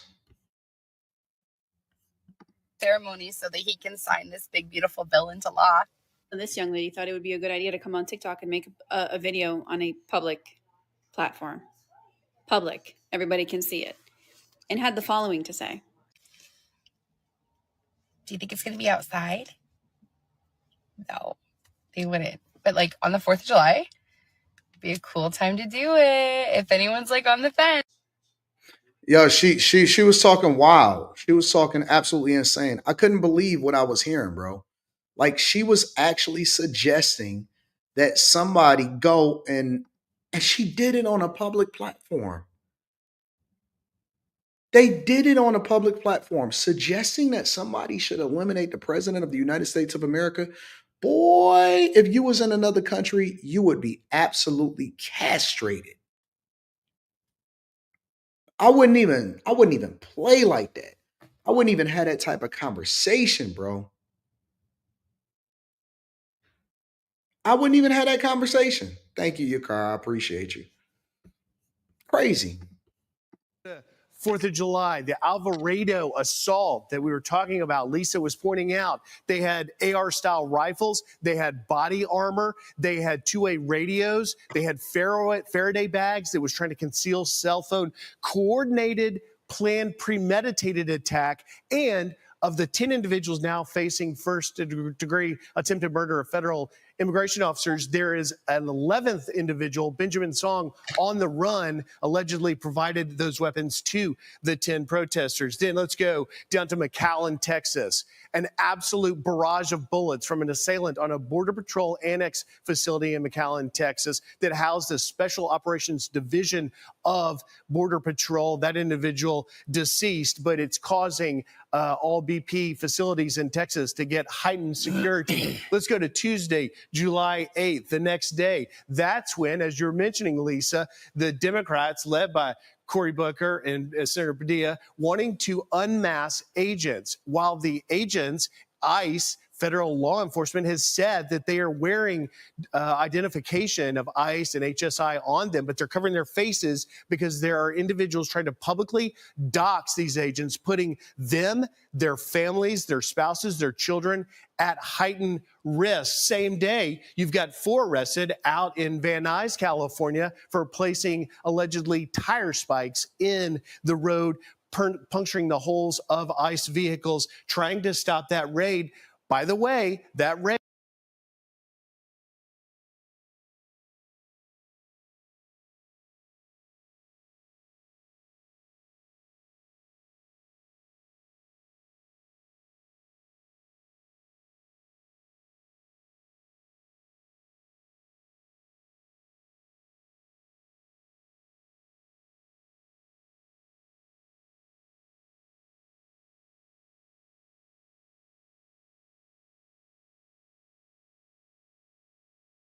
a legal raid being carried out by warrant. And the same day, you've got up in San Francisco. I'm sorry. I said it's crazy to think that they trying to actually kill and shoot ICE agents. These are some of the same people that were sitting there complaining about what happened on January 6th, or if Trump pardoned the people from January 6th. But these people are actually plotting to try and kill a president and ICE agents. That's insane to me. That is insane to me. Like, they putting spikes in the road, they throwing rocks, people are selling guns and stuff like that. I'm telling you, bro, liberals have become radicals. They're turning into radicals in the United States of America. They're turning into radicals in the United States of America. Look at all of these. This is just a small timeline. Agitators confronting ICE outside of immigration court. We have seen that in sanctuary cities like San Francisco, where the authorities will not turn over criminal, illegal aliens that have deportation orders. They just turn them loose on the streets. ICE trying to pick them up, but they're getting resistance and being assaulted there. And then finally, as we've been talking about in Camarillo, California, the unbelievable, there's a $50,000 reward. The U.S. attorney out there, Bill Isole, saying that they want to capture that individual that appeared to fire a weapon, fire a pistol at ICE. Joining us now, Tom, I watched that video out of Camarillo, California yesterday and was just mortified. What happened there and what is your reaction? If somebody spams, don't even question it. If they just keep spamming, just time them out. If it seems like it's a bot or something like that, just remove them completely, y'all. Reaction. My reaction is the same as been from day one. That, people are welcome to protest. They have their First Amendment rights, but they can't cross that line. They can't impede us from doing our job. That's a felony. They certainly can't put hands on an agent. That's a felony. So what happened in California is just another example of protesters becoming criminals. And they've been emboldened by even members of Congress who compare ICE to Nazis and racists and terrorists. I mean, the rhetoric is so high. And I said 2 months ago, it's going to end up with a loss of life. And we had one the other day in Texas. And it's not over. I mean, the rhetoric has to end. ICE agents are simply enforcing the law that members of Congress enacted, that they wrote, they created, and was signed by the president. If people want to complain about the job ICE is doing, go complain to Congress, because we're enforcing the laws they enacted. We're doing our job. Hey, Tom, can I just take you back? You just said you had a loss of life in Texas? Yeah, you had a person attack a Border Patrol facility. Firing at the facility and BORTAC agents. Right. The individual that assaulted him lost life. Okay, I was just clarifying, making sure you weren't making news there that an agent had lost his life, and that is, of course, the fear. But you talk about those politicians did you see what and the rhetoric. The president was saying when he was like, "Wait a minute, I know what the agent that died is because you mess around with them agents." Boy, I'm telling you, if somebody do something to an agent and it turns out to be fatal, it's going to be hell on earth. I'm telling you, bro. That clearly seems to be fueling much of this, but you've also got some distortion of the facts. This was a post that California Governor Gavin Newsom put up yesterday. Kids running from tear gas, crying on the phone because their mother was just taken from the fields. Trump calls me new scum, but he's the real scum. We later find out there were 10 juveniles in that operation, that were 8 of which were unaccompanied minors. What do you say? I see this every day. And I said from day one, when President Trump became president, that they're going to vilify the men and women of ICE. They'll vilify the men and women of Border Patrol. They did it during the last administration, except this time, the rhetoric's at an all-time high. Every day I get up and I read the media posts at the White House, and 90% of the stories are just fake. They're lies. So, and people say, well, the polls are kind of turning against Donald Trump a little bit on immigration. First of all, I don't believe it. If the polls turn it off, because all the fake news out there, they're lying about what the President Trump is doing. They're lying about what the men and women of ICE are doing. And that kind of turns, the tide against us a little bit. But that's why, members of the administration are out there every day setting the facts straight. The fact is, I read in the paper the other day, the majority of people who arrest are not criminals. Wrong. Look at the data. Go to ICE.gov and look at the data. But we got some media saying, well, it's just a misdemeanor. It's not a felony. They're not really criminal. Oh, they're not convicted. They're just charged. Oh, they're not criminals. No, we're prioritizing public safety threats and national security threats, and that's a fact. But Tom, it strikes me unbelievable that the Democrats are not on board. When you look at this raid, there were 10 juveniles that were illegally brought across the border. You and I covered this under the Biden administration. I was down in Texas. We encountered a 8, 10-year-old, 12-year-olds coming across with just a name and an address and a phone number on their necks, the cartel ruthlessly sending them across. And yet now we know that 10 of them, 8 of which were unaccompanied minors working illegally in a marijuana farm, and your agents go in and rescue them essentially, and yet there is violent resistance to that. Does that upset you? So, Sarah, do you still believe it or no? Sarah, do you still believe it or no? Should we just ignore it and assume that, no, you know what, everybody there, it was legal. They were not minors, none of this stuff. Everything is just going well and swimmingly. We shouldn't believe anything that is reported on the news just because they tend to be slanted to the right. Should we believe it or no, Sarah? Not, oh, you don't know what we talking about no more? Sarah, are you confused all of a sudden? You don't know what we talking about? You didn't know. You don't remember the conversation that we was just having, Sarah? You confused now?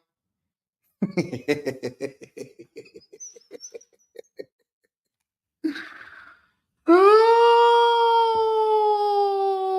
my God. Okay, Sarah. You got it. You got it, baby girl. You got it. It certainly upsets me, and like I said, you know, the work men and women of ICE are doing is incredible. Look, we're looking for over 300,000 missing children. We've already found 10,000. Have you heard that anywhere? No, the media is simply not covering it. And look, this should be a nonpartisan issue. Arresting public safety threats and national security threats, everybody be all the same page on that. Rescuing children, I mean, it should be a nonpartisan issue. Everybody should be in lockstep on that, but they're not.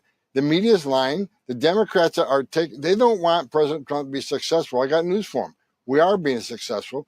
Every illegal alien public safety threat we arrest makes this country safer.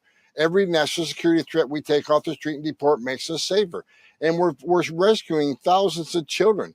The lives saved every day by ICE, the lives saved every day by Border Patrol, you know, are in the hundreds. So it's the only thing I can think of, Griff, if they hate President Trump more than they love their community, they hate President Trump more than they want, you know, safe communities. And there's just no other excuse why this is not, why this has become a partisan issue to take public safety threats off the street. And before I run out of Sarah, time, you know the interesting thing about that though is that I actually do. I go to local news outlets. I use overseas outlets. I use, I use every single kind of media source that you can use in order to review different issues. And I also reviews the national news outlets here in the United States of America.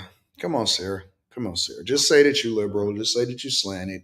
Just say that you actually support, you wanted to have Biden in office.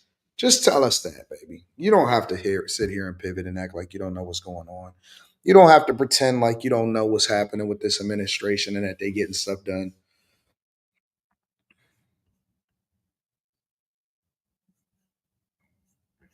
You don't have to pretend. You know what I'm saying? It's okay. Yeah, we do got a lot of bots in here today. I don't know what's going on. What's up with the bots? I look at News Nation. I look at a lot of things. So, what's up with the bots today? What we got happen? What we got popping? When did we get on Bot Watch? I don't know what's going on with Bot Watch. Yeah, it's the same person. It is the same person. But you got to be a different type of person to create multiple different accounts. Every time one gets banned, you create a different account. That's why I think that people be jerking off in their socks. Oh man, that chick is a bigums. That's a big girl right there out there walking. But at least she walking. Eddie A says, these are paid individuals. Appreciate you, Eddie A. Thomas Taylor, what up, though? I appreciate you also. So, yeah, I think that they be jerking off in their socks.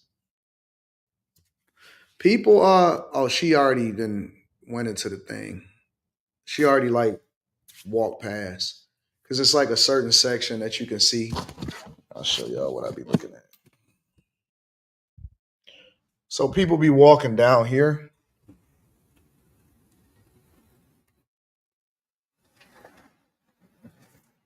They be walking down there over and back and stuff like that. And so sometimes you see them over there, all of that over there. And so that's what I'll be looking at.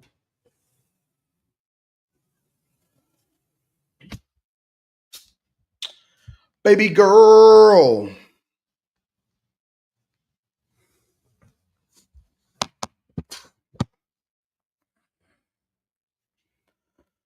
Oh my.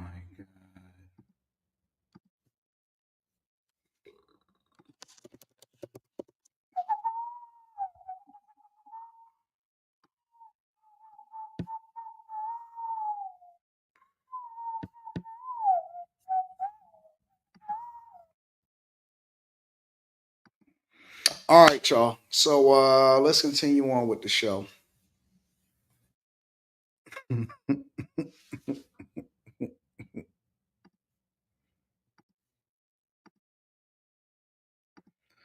All right. So moderators, y'all done had it real good lately. Our moderators done had it real good. They've been in a good space. Now y'all gotta do what y'all do. Shout out to the moderators. Y'all gotta do what y'all gotta do. No spamming. And so we gotta go ahead and get the spam, y'all. All right, y'all. Let's continue on with the show. So which story was that? Was that 4? I think that was 4. 1, 2, 3, 4. I don't know. Yo, oh, I plan on doing a separate video about this, but I actually wanted to share this with y'all. Baltimore. Did y'all see what was happening in Baltimore?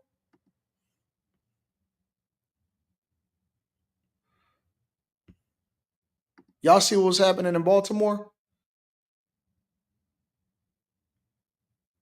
There was a mass overdose in Baltimore.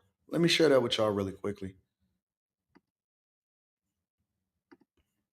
And we want to bring you some breaking news right now out of Baltimore, Maryland. Want to show you this live shot that we have there of the city. But what we do know is that at least 15 people have been hospitalized at this hour in relation to an apparent overdose incident. Again, as we are continuing to track the very latest, when I put up this tweet that we have from the Fox station there in Baltimore, saying that at least 15 people have been taken to the hospital after officials found multiple overdose victims in West Baltimore. And as of 12:50 p.m. local time, those 15 people have been taken to the hospital, with 5 being listed in critical condition. And they did say that the other 10 patients were in serious condition as well. Want to continue on here with some of the updates we have from other officials in the city, with the Baltimore police remarking that they have been on site there along with the Baltimore Fire at the scene of Pennsylvania and North Avenues in reference to these multiple individuals who were experiencing overdose symptoms. They say that they will continue to release more information as it comes to them. And lastly, we've even heard from those high-ranking officials there in the city and in the state, including Governor Wes Moore, saying that our team is coordinating with state agencies, city officials, and first responders on the ground in West Baltimore today, saying, I am grateful to those who quickly alerted us about this situation and those who are providing support to the community. And once again, taking you out to live look there in Baltimore. This happened around 9:25 a.m. today. This is when fire department, police, and medics all responded to the intersection of Pennsylvania Avenue and North Avenue for the reports of those overdoses. Again, at least 15 people have been taken to the hospital, with 5 being listed in critical condition. You know what's so funny about government officials like Wes Moore, right? They know where the issue is. They know where the real problems are. They know all of this stuff. It starts everywhere. First of all, it started with the Trump administration saying that we needed to get tougher on China continuing to traffic fentanyl through and up into the United States of America across our borders. And that's one of the reasons why we needed to get tougher on Canada and we needed to get tougher on Mexico, because it wasn't just the trade agreement. It wasn't just the fact that we needed to make sure that we was on top of that, but we also needed to make sure that we prevented all of these people from continuing to traffic fentanyl across the United States of America borders. Look, man, crackheads used to be different. First of all, the culture used to be different to where a crackhead, you could easily identify a crackhead. I downloaded it, I haven't listened to it yet. You used to easily be able to identify a crackhead. A crackhead used to look a certain type of way. Lips was a little chapped, a little blue. You know what I'm saying? You could see the transition. You could see a dope fiend start. You could tell the difference between a new dope fiend and a dope fiend that was a seasoned dope fiend. You know what I'm saying? Look like Bubs on the Wire. Oh. They look just like the guy on Menace to Society. I got these cheeseburgers, man. Now we went from even in a culture celebrating, being against dope fiends or being against drugs, to then we went to celebrating the dealer, to then celebrating the user, and now we can't tell the difference. We can't tell the difference no more. You can't tell the difference between a person that is a dope fiend and a person that's a regular individual. You know why? Because I realize that most people are all using drugs. I will tell you that probably because now people like to classify it. People don't look at all drugs the same. Man, this ain't the same as this. We only take Molly. We only take X. We only smoke trees. We only do this. We only do that. So now they said that we got different classifications. You know what I'm saying? So, but here's the thing. It's not uncommon for a nigga to be caught up in lean. It's not uncommon. Now, everybody are basically functioning dope fiends. Some people is addicted to Xanny. Some people is addicted to promethazine and lean. Some people are addicted to oxys. Some people are addicted to coke still. Some people still taking heroin. Some people still getting that fentanyl. Everybody addicted. I would tell you, if I had to conservatively guess, I would say that 90% of most people use some kind of substance. I ain't even gonna say drugs. That 90% of people use some kind of substance. Probably less than 10% of our population is just straight up high off life.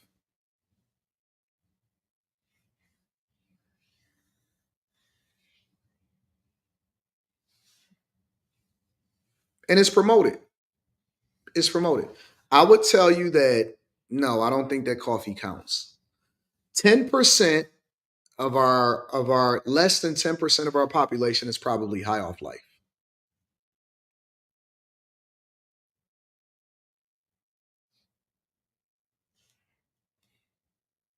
Real talk. I think that more than 90% of most people are taking something. It's too late, Keita. It's too late. It's over. It's over. And now we've normalized it. It's not even a big deal no more. We normalize it. It's not a big deal no more.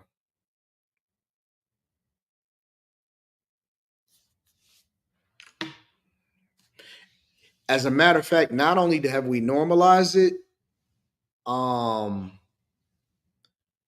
if you are a person that don't take nothing, you looked at as the weirdo in most circumstances. Don't complain.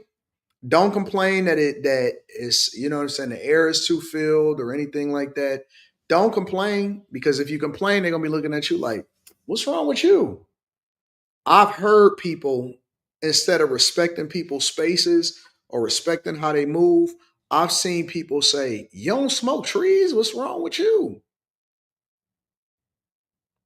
I have heard people say, what's wrong with you? What? Everybody do it. And I thought that was a thing that they taught us in elementary school to stay away from. I thought that the thing in elementary school was when people said everybody do it, that the saying was, so if everybody jump off a bridge, you gonna jump too. Now everybody just kind of gave in. And let me go one step further. I'm gonna make it realistic for you. It used to be that if you had a vice, that you wasn't so open with it. Like it was something that you kind of stayed hidden with, or you just stayed out the way. You wasn't as visible. Now it's like if you got a vice, that's the thing to celebrate. That's why I'm looked at as the weirdo. Think about it. They look at me and they say that I'm a cornball for being married for 21. I thought that was the motherfucking, I thought that was the goal. What's to stay married? Man, you ain't got no kids out of wedlock, nigga. What you know about it? I'm like, I never set out to have any kids out of wedlock. Oh man, you a square. You don't know that. Like, what? What do you mean? Nigga, you ain't never had, oh dog, you crazy, nigga. You ain't never had a chick break your heart? No. No. Am I supposed to? You know what I'm saying? Nigga, you ain't never been to jail? Man, you no. Man, you ain't never did nothing. You done been with the same girl your entire life. I'm like, I know. And let's say hypothetically that I haven't. Nigga, wouldn't that be something that you want to hide? Are you supposed to like openly say, yeah, man, I fucked her, and I fucked her too. And I just, you know what, it just crashed out. Y'all just like, what world are we living in now? Like, you supposed to not necessarily be that prideful when it comes to the worst things in society.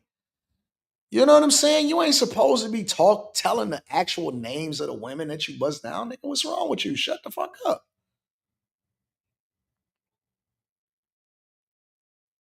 But that's where we are now. We in a space where it's more celebrated to be the dope fiend than it is to actually be like I even remember the dope dealers. Like the dope dealers was like you were supposed to not want to know that you was a dope dealer because you never wanted to get caught. You never wanted to get caught, you know?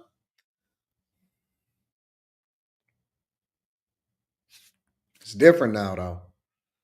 It's a whole nother wave. It's a whole nother wave. Um, you don't really have a real profile pic, so I can't really address you. But I mean, you know, if you just really want to suck my dick, then just say that, bro. Just say that. I'm not like that though. You know what I'm saying? I can't oblige because I'm not gay. But I know that you always talking about my parts, my body parts. You remember when we used to go to school and they used to say to the women, um, what are the three places that you don't talk about? This, and then they do the butt.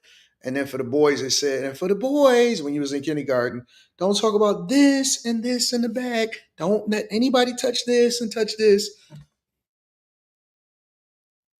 You never want me to. I can't wait to fuck your bitch. I can't wait to fuck your bitch. These niggas be on every channel. I can't wait. I can't. Honestly, I think I might have. I think I might have. I think I might have fucked somebody's chick by mistake and I didn't remember that I did it. I might have been drunk. I might have been inebriated. Maybe I was on drugs. Maybe I took something that was in Baltimore or something. And that's what pissed them off.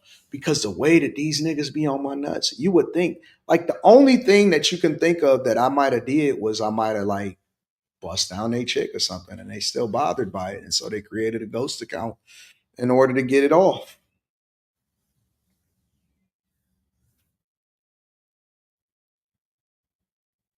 If I did your chick, if it wasn't personal, bro, it's just a part of the game. And here's the thing: if I did do your chick, then don't get mad at the player, get mad at the game. That's what I was always taught. Sugar Free said that. He said, "Man, don't get mad at the player, get mad at the game." You never confront the guy that busts down your chick. You always confront the chick. Girl, what the fuck is you doing? Why would you do that? Why would you let Anton fucking you in your mouth? Don't confront the guy. Hey man, I heard you did my chick. Like, nigga, what? I didn't know that was your chick. She never made no announcement. She just said that she just wanted the D. And then you be asking extra questions. So is he bigger than me?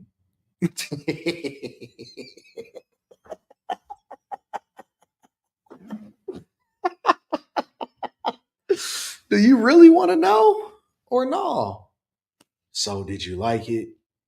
That's the type of weirdo ass niggas that y'all are nowadays. So did you like it? I mean, did you go all the way or did you just go like half the way?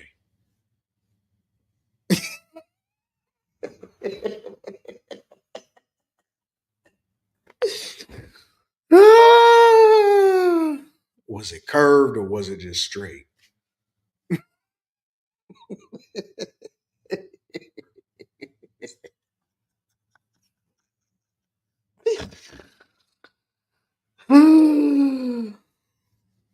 That's so funny. Let's get back to Baltimore, man. We can't keep doing this. Every day I come over here and I just keep on massacring y'all every day, and y'all just come back for more and more and more and more. Blocks and blocks taped off, first responders scattered for at least 25 people, they're telling us tonight, overdosing in West Baltimore. I spoke to folks out there today. They say they were seeing people drop left and right, collapsing. I myself witnessed 2 people experiencing overdose symptoms while I was out there for just 90 minutes.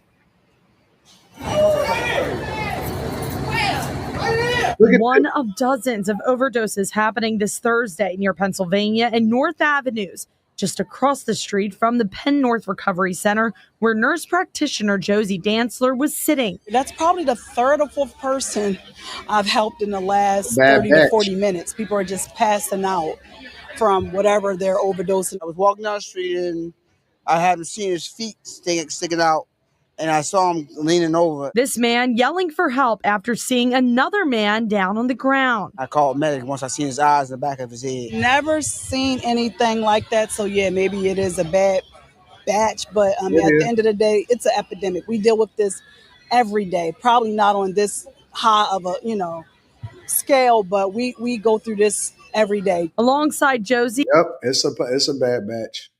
Bad batch hit the streets. Now they bringing all of that heat to Baltimore, and now they got to go ahead and make things difficult for everybody. He is the harm reduction director for the Penn North Recovery Center, Bernard Nelson. He says they were out there to hand out Narcan and fentanyl testing strips. I've never seen nothing like this.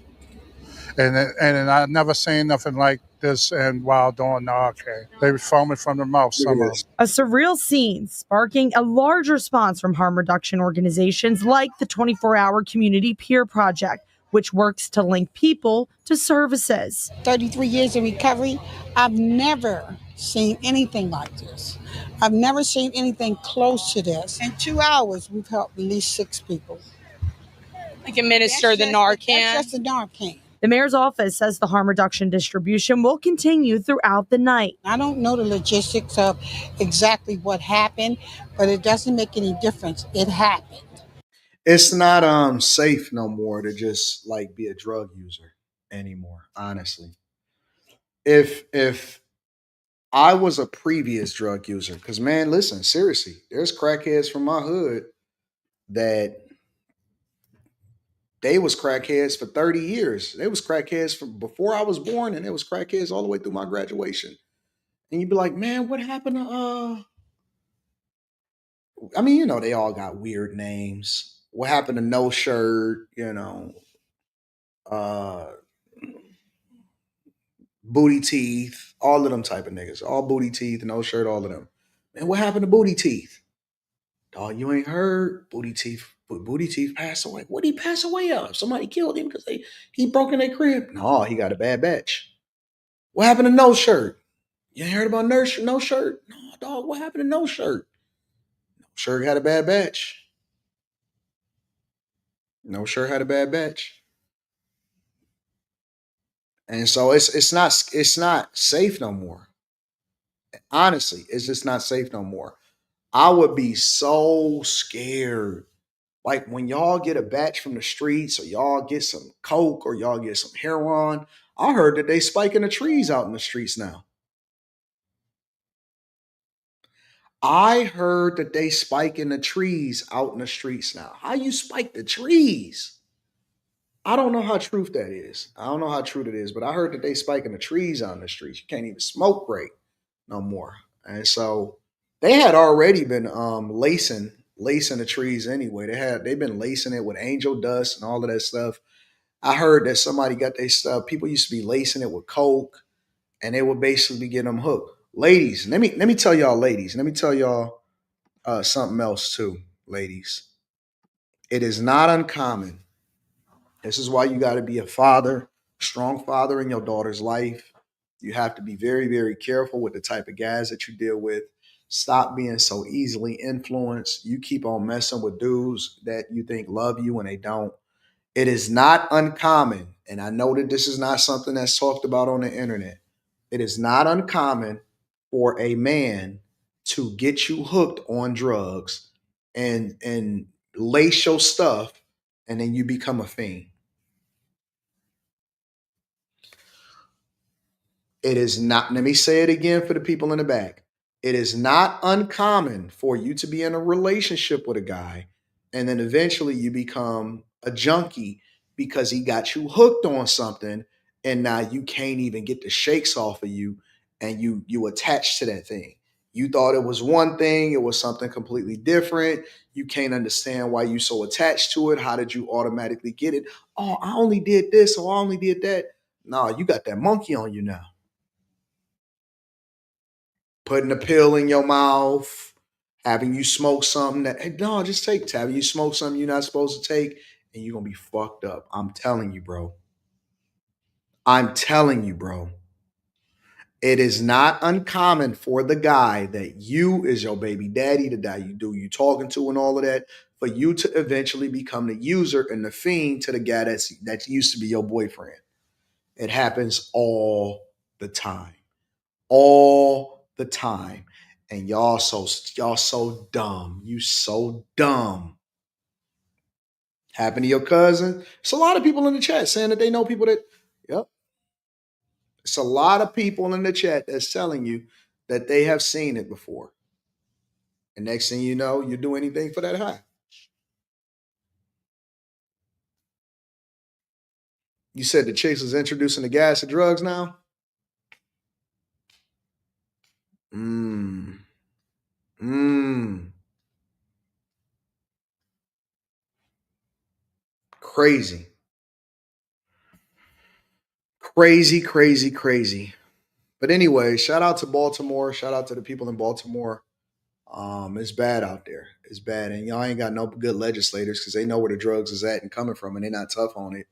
They believe that you can community police. Shout out to the people in Baltimore. Let me read some of these super chats real quick. Shout out to Cynthia Harris, says she's a new subscriber and she loved the content. Cynthia, stick around. It's gonna get spicy. It gets spicy on all of the platforms. I'm telling you. Cranberry Sweater says, "Hey, I seen something in regards to YouTube's new guidelines. Wanted to know if or how that would affect you or content creators. I did a live stream on this, I think Wednesday. It doesn't affect content creators at all. It is for people that steal other people's content and throw a logo at the bottom. I did a little bit more research because people was texting me and asking me if it would affect them, and it doesn't. Basically, it's to enforce the guidelines that's already on the books. So I'll give you an example. Some people, I'll give you a really good example, a couple of them.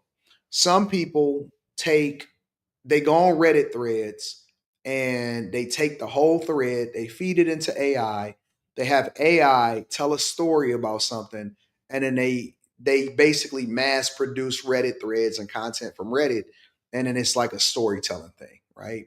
Or people will go and then they'll, steal some like raindrops or some automation of some raindrops, and they won't actually put their real music on it, and then they'll alter it, or people will take a movie, reverse it, put it in and do all of this stuff and then try to, you know what I'm saying? Like people taking that type of content. Or, people will do something like, and I use Jason Derulo as an example. They mass produce shorts and stuff like that to where they're not actually reacting to content. They'll take somebody else's clip or they'll take some funny compilation and then they just drop the clip in itself. They don't do anything altering to it. And then they just put their, at the end and be like, huh? And if you go to like some of these really, really massive creators or whatever, and they go to their profile, and it'll be the whole clip from somebody, and the content creators are actually complaining about it. They're like, yo, they took my whole stuff or whatever. And at the end of it, it'll be a 1 second, part at the end, and it'll be like, what? Huh? That's crazy. And that's it. They don't change the content, they don't do nothing. And it's to also get a handle on people leveraging AI in order to create faceless channels and stuff like that.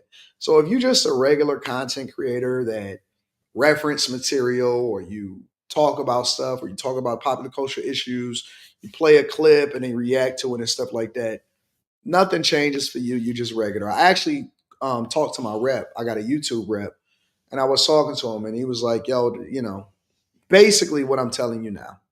So they just cracking down on more people trying to flood the platform with content that's not educational, entertainment, or is just straight up stealing other people's content, and they trying to finesse the system. So that's basically all it is. So if you just a content creator that's genuinely doing good content, then you shouldn't be worrying about it. You won't be affected at all. All right.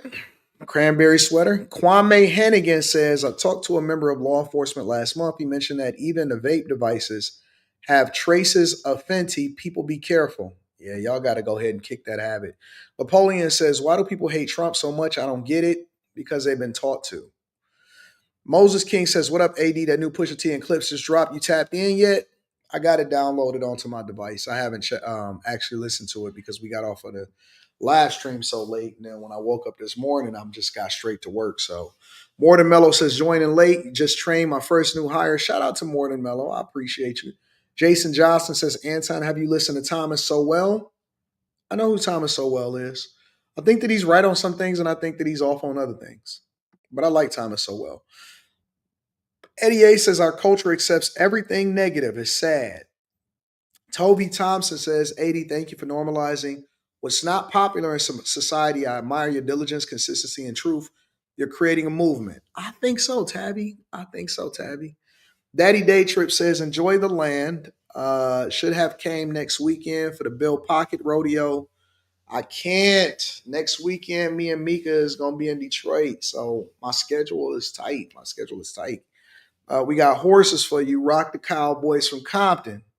I'll be back. I like the West Coast. Tiffany Haddish interviewed about the overdose. High Tolerance with the 50 ball. Shout out to High Tolerance says, good morning, AD and the Bag Chasers. Currently in the clouds. My nephew and his wife are celebrating their 5-year anniversary tomorrow. Any gift ideas? By the way, check out Simply Wholesome for some good, clean eating, plus a nice locale to vlog. I think I might hit, I don't know, I might hit Rodeo today. Maybe I hit Rodeo tomorrow. Maybe I hit Melrose today. I'm not sure what I'm gonna do.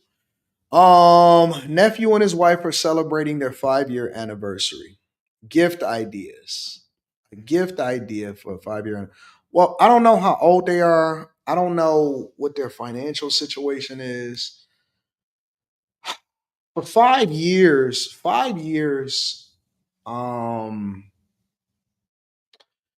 get something thoughtful. Get 3 things. Get something thoughtful, get something nice, and then do something surprising. All right. 5 years, thoughtful, nice, surprising. Thoughtful, nice, surprising. What I like to do is every 5 years of marriage, on the 5-year anniversary, I usually get a ring upgrade, or I get her a ring upgrade or something like that. Get something thoughtful, get something nice, and then get something surprising. So what do I mean by thoughtful? Thoughtful is something that you actually have to put some effort into it, right? So, for example, you can get like, something framed of y'all first date with a picture in it or whatever, right? That's something that you actually had to put some effort into. That's thoughtful.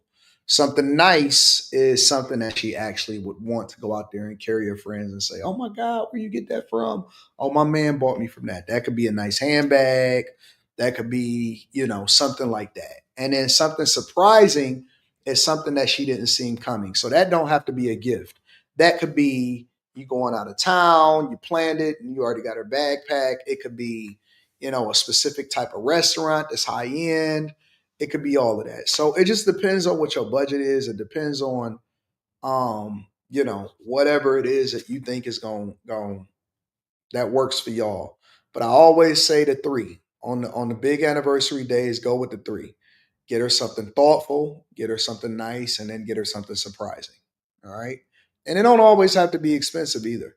You know, it don't have to be expensive. Thoughtful, something that takes effort. Nice is something that she can show off to her friends, or something that when somebody asks her where she get it from, they can always refer it back to you. And then get her something surprising. Surprising.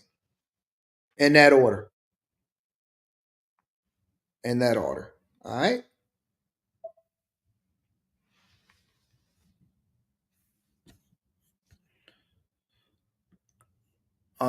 John Jones says, "Back big facts. What made me pay attention is he wasn't talking about hit the cash app." Oh, I never tell people to send anything. What I do is I tell people that I appreciate everything that they do, and that I don't care if you spend $1. I don't care what you spend. I always like to acknowledge the people that support the platform, but I'm just appreciative for y'all being here and for y'all holding me down. All right.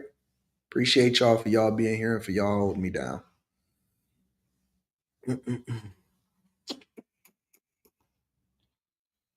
I want to ban BD so bad. I really do. But I let her rock. I let this little I let that little elf rock. Cause I just think that everybody should get a profile picture.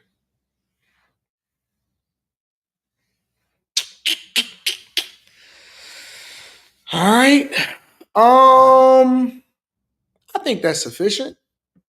I had another story. I was going to talk about the McDonald's situation. Yeah, let's talk about the McDonald's situation. Taylor B615, thank you for the 50 ball. I appreciate you. Thank you for supporting the platform, bro. I appreciate you, bro. Absolutely. Absolutely. You are appreciated. Thank you for holding me down, my friend. Let me see what else we got going on. Oddball says, "Yo, AD, you the only one out of these content creators I'm sub to. Everybody else seem fake and are broke, trying to do a quick scam on us." What are they trying to get out of y'all? I don't understand what they're trying to get out of y'all. What are they trying to get you to? What are they trying to get you to buy? MVMS Esports says is going to be in Dearborn today, the Eastern Market downtown Detroit for a work tour. What's a good place to eat and a place to see? You can eat it anywhere in Eastern Market. Eastern Market is dope. Um, I wouldn't necessarily say Burt's or anything like that. Burt's is cool. Burt's is in Eastern Market, but anywhere, most of the places downtown is dope. You know what I'm saying? So go to the Hudson Cafe. The Hudson Cafe is real good. They got a really good breakfast. If you're trying to do breakfast, the Hudson Cafe. If you're trying to do dinner, if you want to go to somewhere high end, go to Prime and Proper. Zuzu is really good. They dope. Service is a little spotty sometimes. Um, D Prime. It's a lot of people that be in D Prime that's inside of MGM. So it's 1,000 restaurants. It's 1,000. Oh, go to the dime store. The dime store got really good food. Dime store got really, really good food. That's dope. Eat at the dime store. There you go. So there you go. All right. Stay out of the strip clubs. Don't go to the strip clubs. Stay out of the strip clubs. All right. All right. Y'all want to cover one more story? It's up to y'all. because I thought that this was pretty tragic.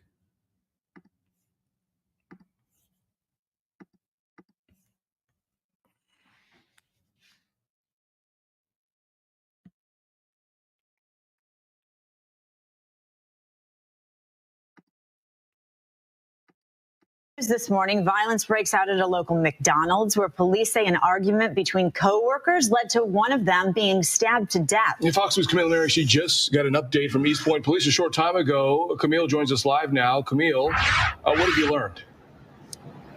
Yeah, this is an absolutely horrific story. We just got briefed from East Point Police, and then we headed down here, which is about a mile down the road here at the 9 Mile McDonald's. So I want you to take a look at some video. We're going to talk about what happened. All right, let me say this, because a lot of people was telling me that this was in Detroit. This is not Detroit. Y'all got to be able to know how to separate it. I know y'all think that every single city is in Detroit. It's not. It's not. Every city that's around Detroit is not Detroit. If it's East Point, it's East Point. If it's Westland, it's Westland. If it's Harper Woods, if it's Harper Woods. If it's Oak Park, it's Oak Park. If it's West Bloomfield, Commerce, White Lake, any city around Detroit, Livonia, Farmington Hills, Dearborn, Michigan, Dearborn Heights, that is not Detroit. That is not Detroit police. That is not Detroit investigators. That is not any of that. It is the city where it's at. Okay? People keep conflating Flint and Detroit. Flint is not Detroit. Flint is like an hour and some change away. That is not Detroit. Okay? All right? It's not Detroit. Oh, I realize. Okay? So a lot of times they say Metro Detroit. It's not Detroit. That's a surrounding area. Okay? The metropolitan area. So let's rewind the clock back to about 8 o'clock.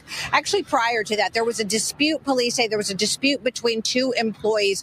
One employee leaves, a verbal altercation. One employee leaves, comes back, and then proceeds, this is according to police, proceeds to stab that employee, that fellow employee that they had a dispute with in the area of the drive-through inside where the employees work. Well, then this is where things take a twist. A customer in the car going through the drive-through sees this, witnesses this. He takes a gun, this according to police, shoots it up in the air, and then realizes exactly what's happening, trying to stop this stabbing from happening. And then he actually chases the suspect, runs away, and then he chases that suspect, holds that suspect at gunpoint until police get there. Now So, all right, I'm confused. So employees get into an argument. One of them leave, go back and get a knife, and then they start stabbing the other employee. A person going through the drive-through sees the person, or a person at whatever, a customer sees the person, fires a gun in the air, and then they chase the person down and then they hold them at gunpoint. Listen, bro, if you ever see me getting attacked, getting stabbed, anything like that, kill that motherfucker. Shoot first, ask questions later.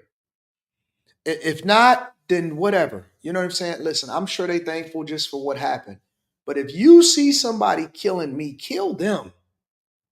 Don't shoot in the air. You ain't got to chase them. We ain't got to wait for police.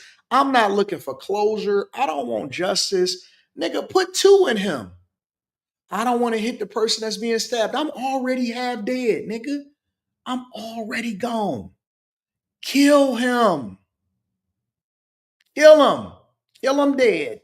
And don't even think twice about it. What you doing? What you mean? You fired in the air. He probably stabbed me 4 more times when you fired in the air, nigga. Shoot. Take a chance. You might hit me, but you definitely gonna probably hit them. Take them out. Take them out. Don't chase them. Don't do none of that stuff. We'll figure it out later. Sort out the facts later. You mean you chased him and held him at gunpoint? Man, if you don't kill that boy.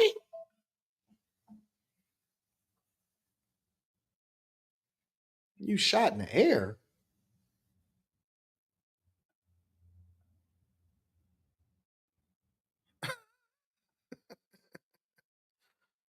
Shoot, nigga, save me. Save my life. This nigga stabbing me to death. Did talk to some witnesses, and we're going to hear from them in a minute, but I do want to report that we have confirmed from police that the victim is deceased, a woman in her 30s, and the suspect is in custody, a 26-year-old woman. But let's listen to what that one witness had to say. Whoa. It was a woman? These are women stabbing each other? Left for 5 minutes. She came back with a mask on her face. And the only thing I seen was her hands. That's how I knew it was her. And she started stabbing her, and I ran for help and basically asking everybody, like, help or whatever. I tried to stop her. It was no stopping her. She stabbed her everywhere. Jesus. So, Absolutely horrible story. Now, police are crediting that customer who was in the drive-thru. He had a CPL. He was registered, could carry a gun legally. They said if it wasn't for him, if he wouldn't have shot that warning shot and gotten out of his car and ran after the suspect, that police believe that the suspect would still be out there right now. So just a horrible set of circumstances. Of course, we're going to stay on top of this and bring you the latest. The co-worker is dead, though. The person that was stabbed is dead. They gone. They ain't gone.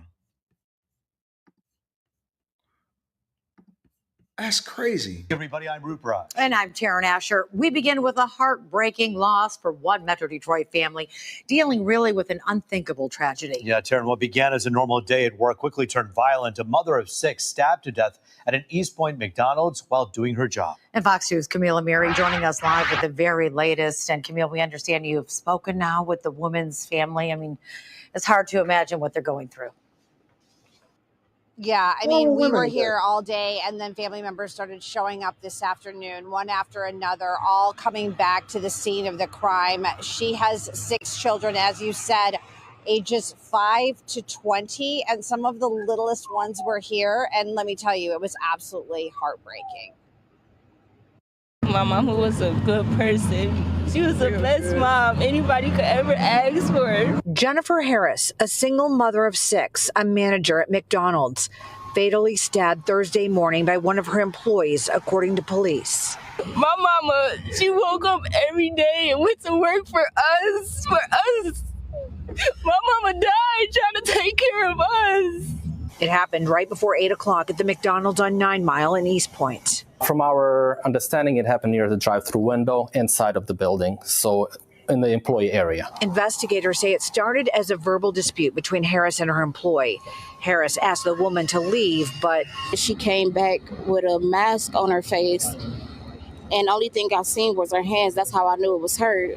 And she started stabbing her. I tried to stop her. It was no stopping her. She stabbed her everywhere. Police say a customer, a CPL holder in line at the drive-thru, witnessed the stabbing and shot his gun in the air, attempting to stop the crime.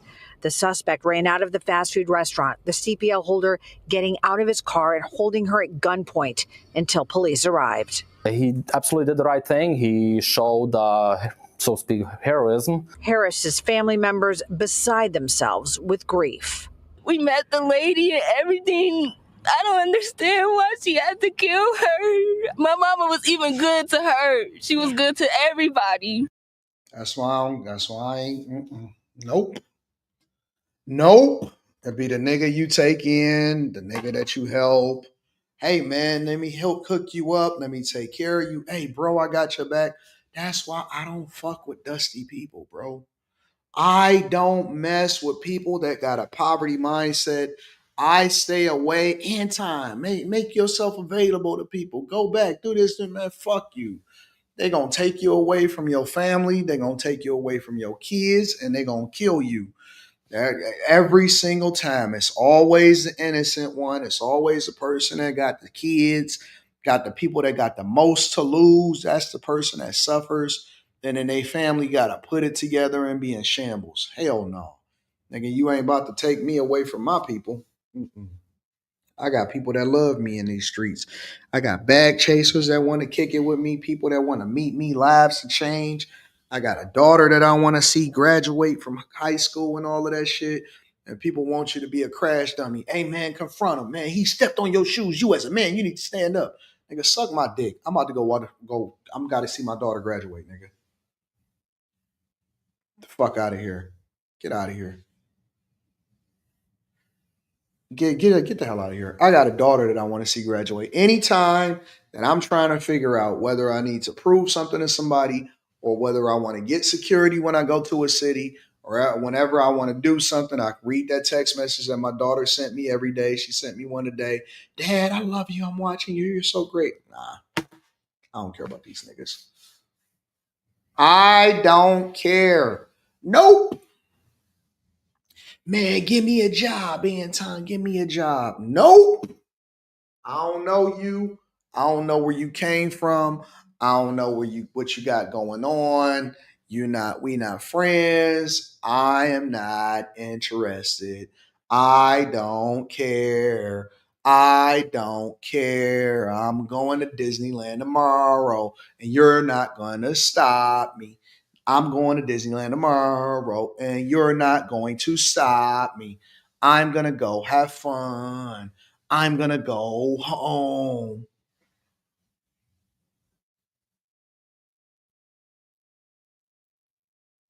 I'm not about to be crashing out for you.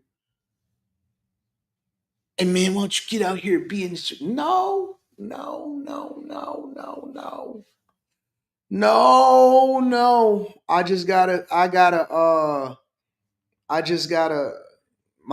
guy at the Balmain store, he said, Anton, I got some new Balmain. He literally just texted me.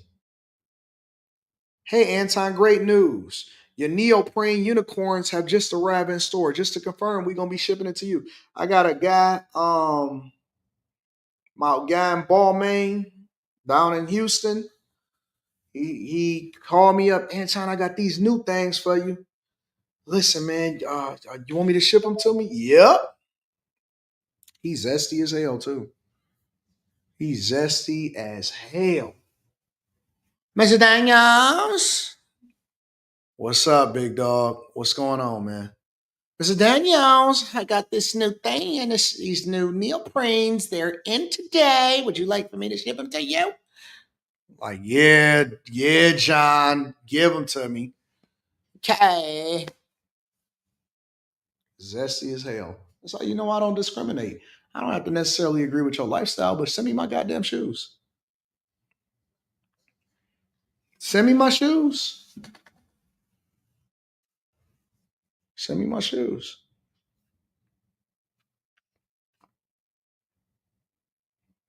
Mr. Daniels, I got some new data, y'all.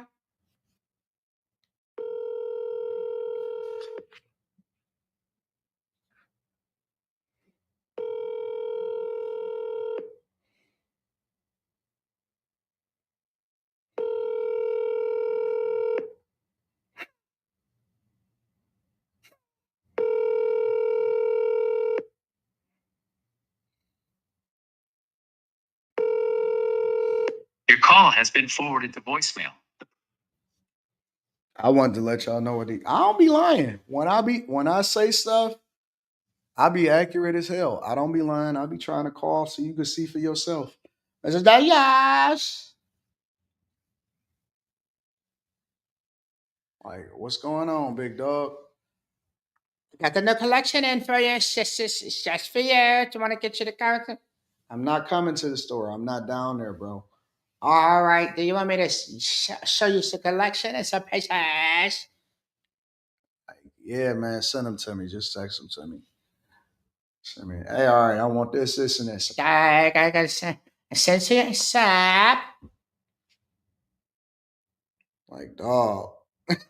It's the truth. It's just the real.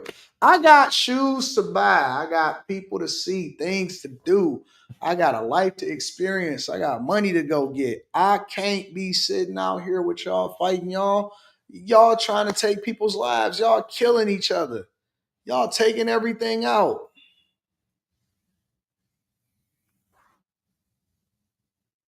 Y'all out here trying to kill each other. I got the Balmains over there. I got the Louis Vuitton shoes right there. They all right there. Real talk.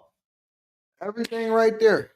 Everything right there. I bring the whole collection. We got the Louis, got the Balmains right there. Right there. Got the Louis V's right there. I'm trying to have a good time out here in life. Ain't nobody trying to be out here chilling with y'all. You know what I'm saying? I'm chilling. Killed because he tried to help y'all out and y'all went and took her life. That lady got 6 kids, people that depend on her. It's hard out here for a pimp. That's why Rita was working at McDonald's when she was 15 years old, all the way up until the time that we got married. I was like, you ready? Y'all, you got all of this retail. I said, y'all ever been robbed in a store? No, God has blessed us never the store that I was at to get robbed. She said, I'm thinking about becoming a store owner. She's a store manager. She's like a regional manager. I'm thinking about becoming a store manager. I was like, yeah, that's cool. We ain't doing that shit no more.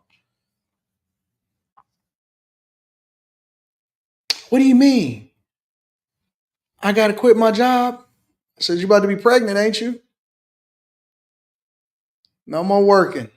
You ain't about to be out here, bitches out here running around trying to stab you. We ain't doing that.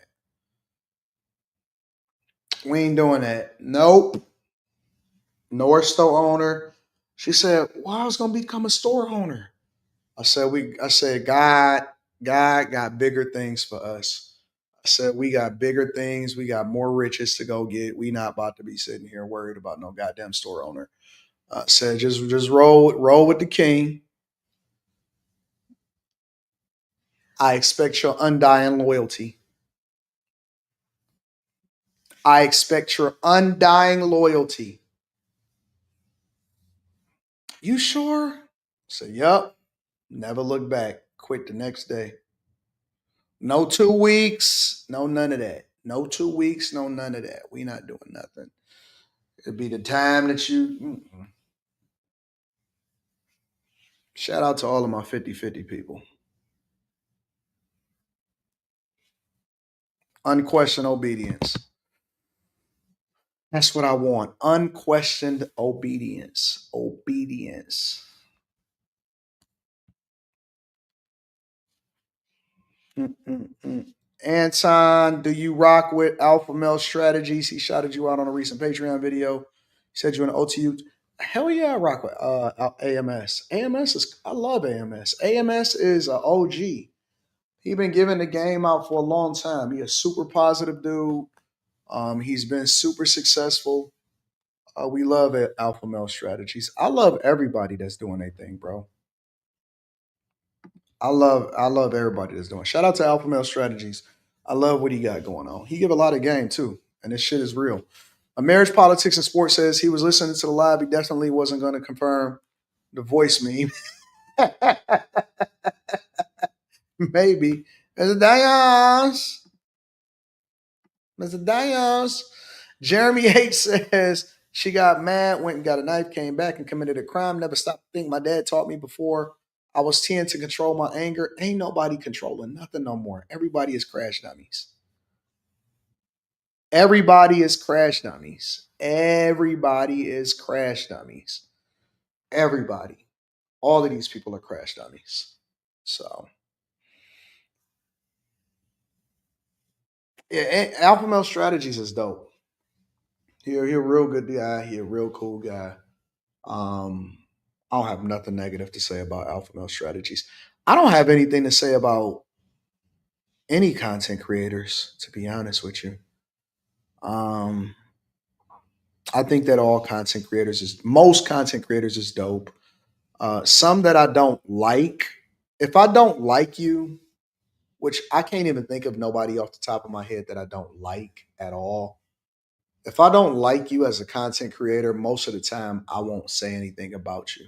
You know, if you're a YouTuber and you out here and you getting it, then I think that there's a level of appreciation that needs to be. Now, it doesn't mean that you're above criticism on something that you say or, some content or something like that. But as far as you as a person or you as a platform, I don't want nobody to not win. I want almost everybody to win. I don't get involved in people's beefs no more. I don't pick sides. I used to pick. I've done that before. I pick sides, and I said, "Yo, I'm standing with this on this side." I don't get involved in people's beefs. I don't pick sides. I don't do none of that. I don't do none of that no more. I stay out of it. I believe that I could be cool with you, and I believe I could be cool with them. Those two people could be beefing. I ain't got nothing to do with that. We rocking out over here, and we gonna rock out over there. I don't got nothing to do with that. I stay out of that. They ain't got nothing to do with my bit. That ain't my business at all. So I don't. I'm not on that. I'm not on a beef.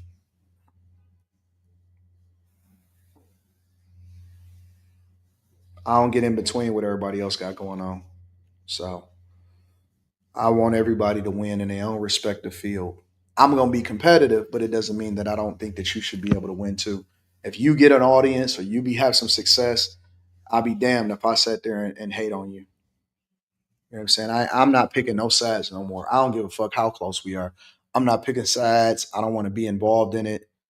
Um, I don't want nothing to do with it. Nothing. And so I'm on the side of great content. And at the end of the day, everybody live their life. Go home, be healthy, live your life, and keep it moving. And I'll tell y'all one more thing before we get out here, before we get up out of here. I'll tell you this. Smaller content creators sometimes feel compelled to nip at the heels and try to get the attention of bigger content creators by dissing them.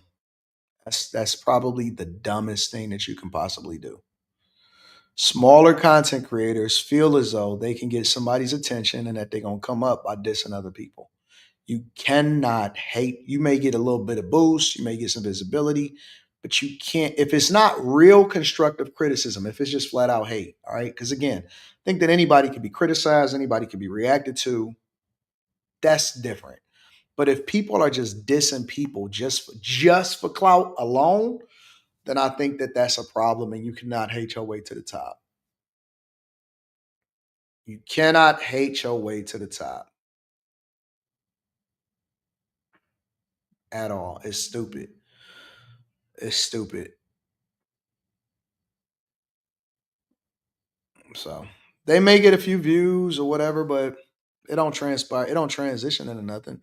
They don't get no money from it. They're not making no careers from it. They're not gonna make no moves. And you know what the excuse that people say? Well, man, I don't really care about this anyway. I just do YouTube for fun. No, nigga, you doing YouTube because you want to get monetized, you want to make money, you wish you could blow up, and so you actually want to get some motion. That's why you make YouTube videos. I can't stand it's like when rappers be saying, man, I ain't no rapper. I'm a thug. I'm a street dude that just so happen to rap. No, nigga, you trying to rap so you can make some money, so you can find some way to be able to feed your goddamn family, and you don't want to be out here on the run doing illegal things. That's why we do it. No, nobody do this for fun, just for the sake of fun. We do it. It can be fun, and we have fun doing it, depending on if you really love what you do. But we do this because we trying to make sure that we run up a bag, nigga.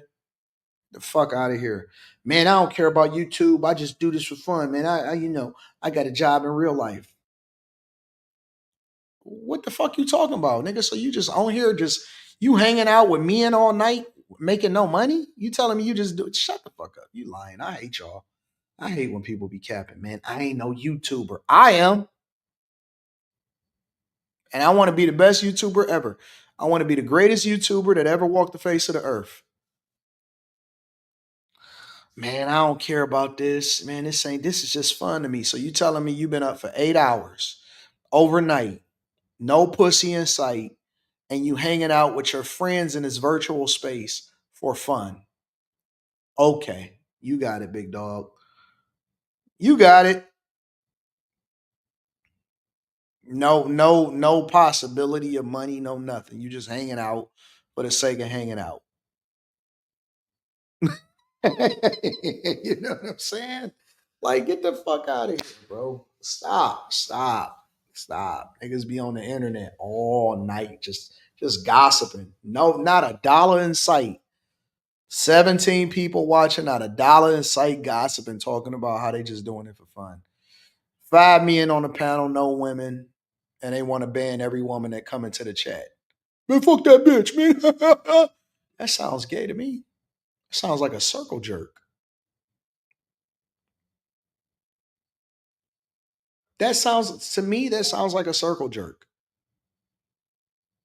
Y'all all might as well meet up and just jack each other off all together. Ain't no women, no nothing. You just on the internet arguing about another nigga for 8 hours overnight, missing sleep. And that's it?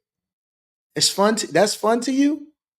All right. Well, listen, everybody got a thing. So you do your thing. You do your thing. Niggas be mad as fuck too. Man, fuck that nigga, man. I don't like him. All right. Well, I guess we all there. Man, I get money in real life. Show me.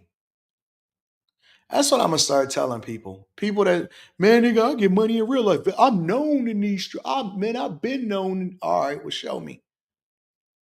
Show me a spending summary. Show me an account. Show me show me a student loan that you paid off.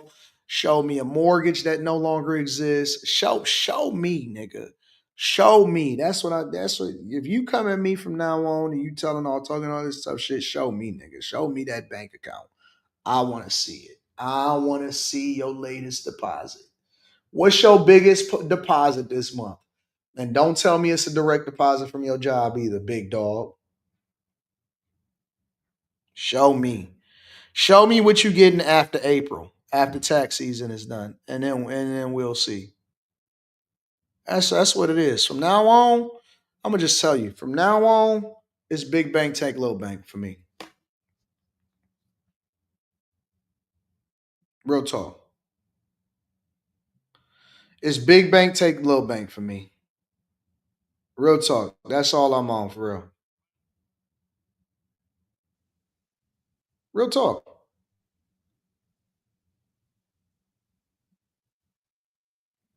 Show me.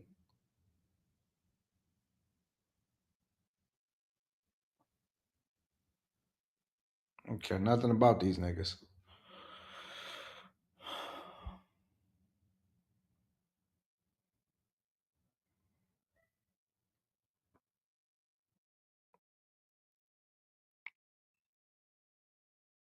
You heard what I said. You heard exactly what I said. Who said? Let me see something. Let me see. What's niggas that overuse words? You are loved. You heard what I said. You heard exactly what I said. Show me. Show me what you bought. Show me what you got. Show me something. Show me. And then we can talk about it. But until then, I don't want to hear nothing from nobody. I'm not interested in seeing anything that you said. Show me. I ain't interested.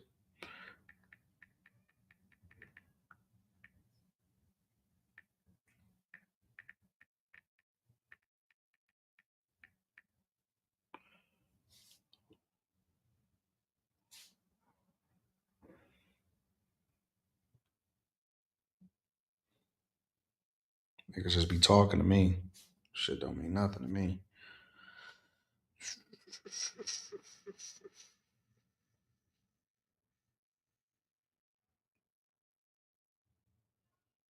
Looking at what my daughter spent yesterday. She spent a bunch of money at Balenciaga.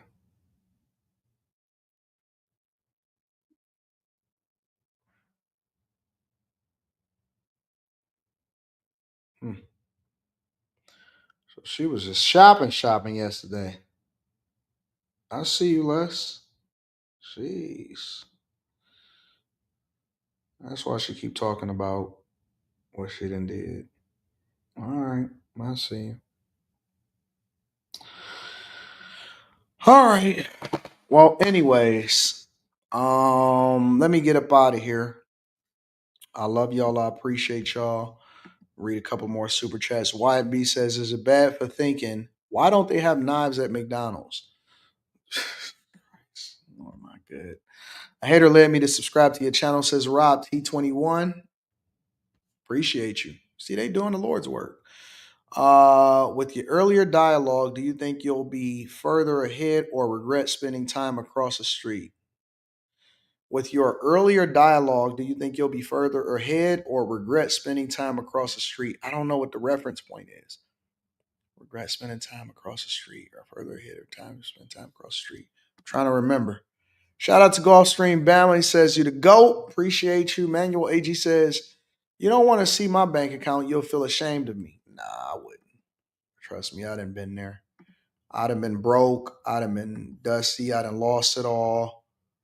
I done been where you at, big dog, wherever it is that you are. Trust me, I done been there.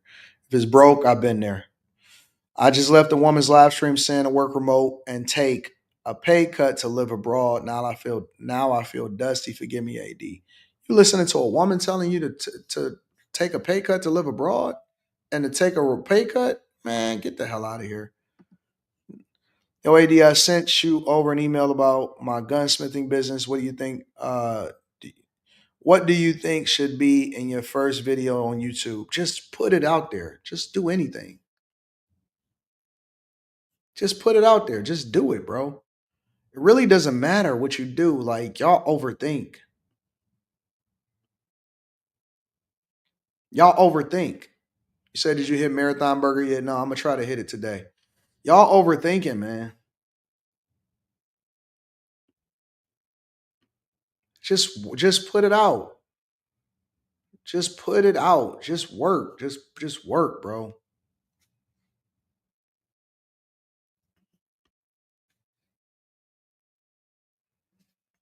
Jim says, Anton, why you always telling people how much money you got? That's a broke man syndrome. Let me see what your profile picture. Is that trash? And a trash can in your back? Okay, Jim, I'm not even going to entertain this. You got trash in your profile picture. You got trash in your profile picture, bro. God bless you, bro. Anyways, like what am I supposed to do? How can I compete with that? You got trash in your profile picture.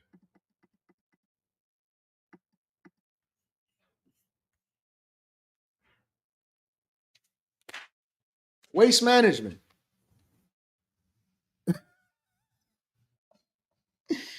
Look, man, I could show you niggas $1 million cash and y'all would say anything. So it is what it is. Anyways, after hours tonight, make sure y'all tap into the Patreon. See, dog, I just wear shit. Like, I don't even be knowing I be having on 50,000, bro. The time ain't even right on this mug. It say the 10th. What's today? The 11th? Say the 10th, bro. Say Friday the 10th. You see that, bro? See that shit? See that? That's rose gold, big dog. Worn. See all of that? See the crown? See all of this shit? Roman numerals and all of that? See, let me show it to you. See how scratched up my shit is? See all of that? See all of the scratches that my junk got on it right here and stuff? It's crazy, bro. That's crazy. See the rolls?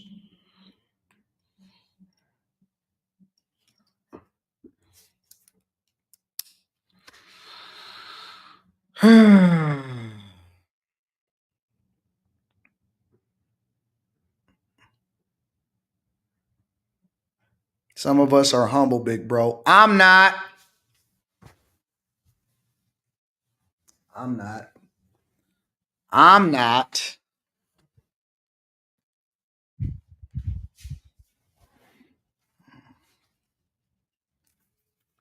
I'm not. I'm not. I'm not. Some of us is humble, big bro. Nigga, who you trying to prove that to? I'm not. I want everything. I want everything. I ain't trying to be humble for y'all. What you mean? Some of us is humble out here. Humble about what? Who you trying to prove it to?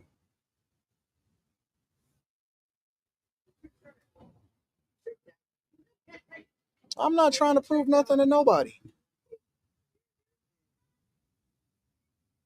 You know what I'm saying?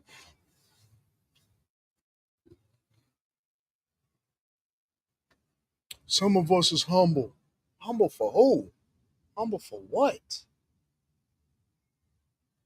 I'm trying to have a good time out here. I'm trying to be humble with you niggas. Anyways, love y'all. I appreciate y'all. I'm gonna holler at y'all later. Peace.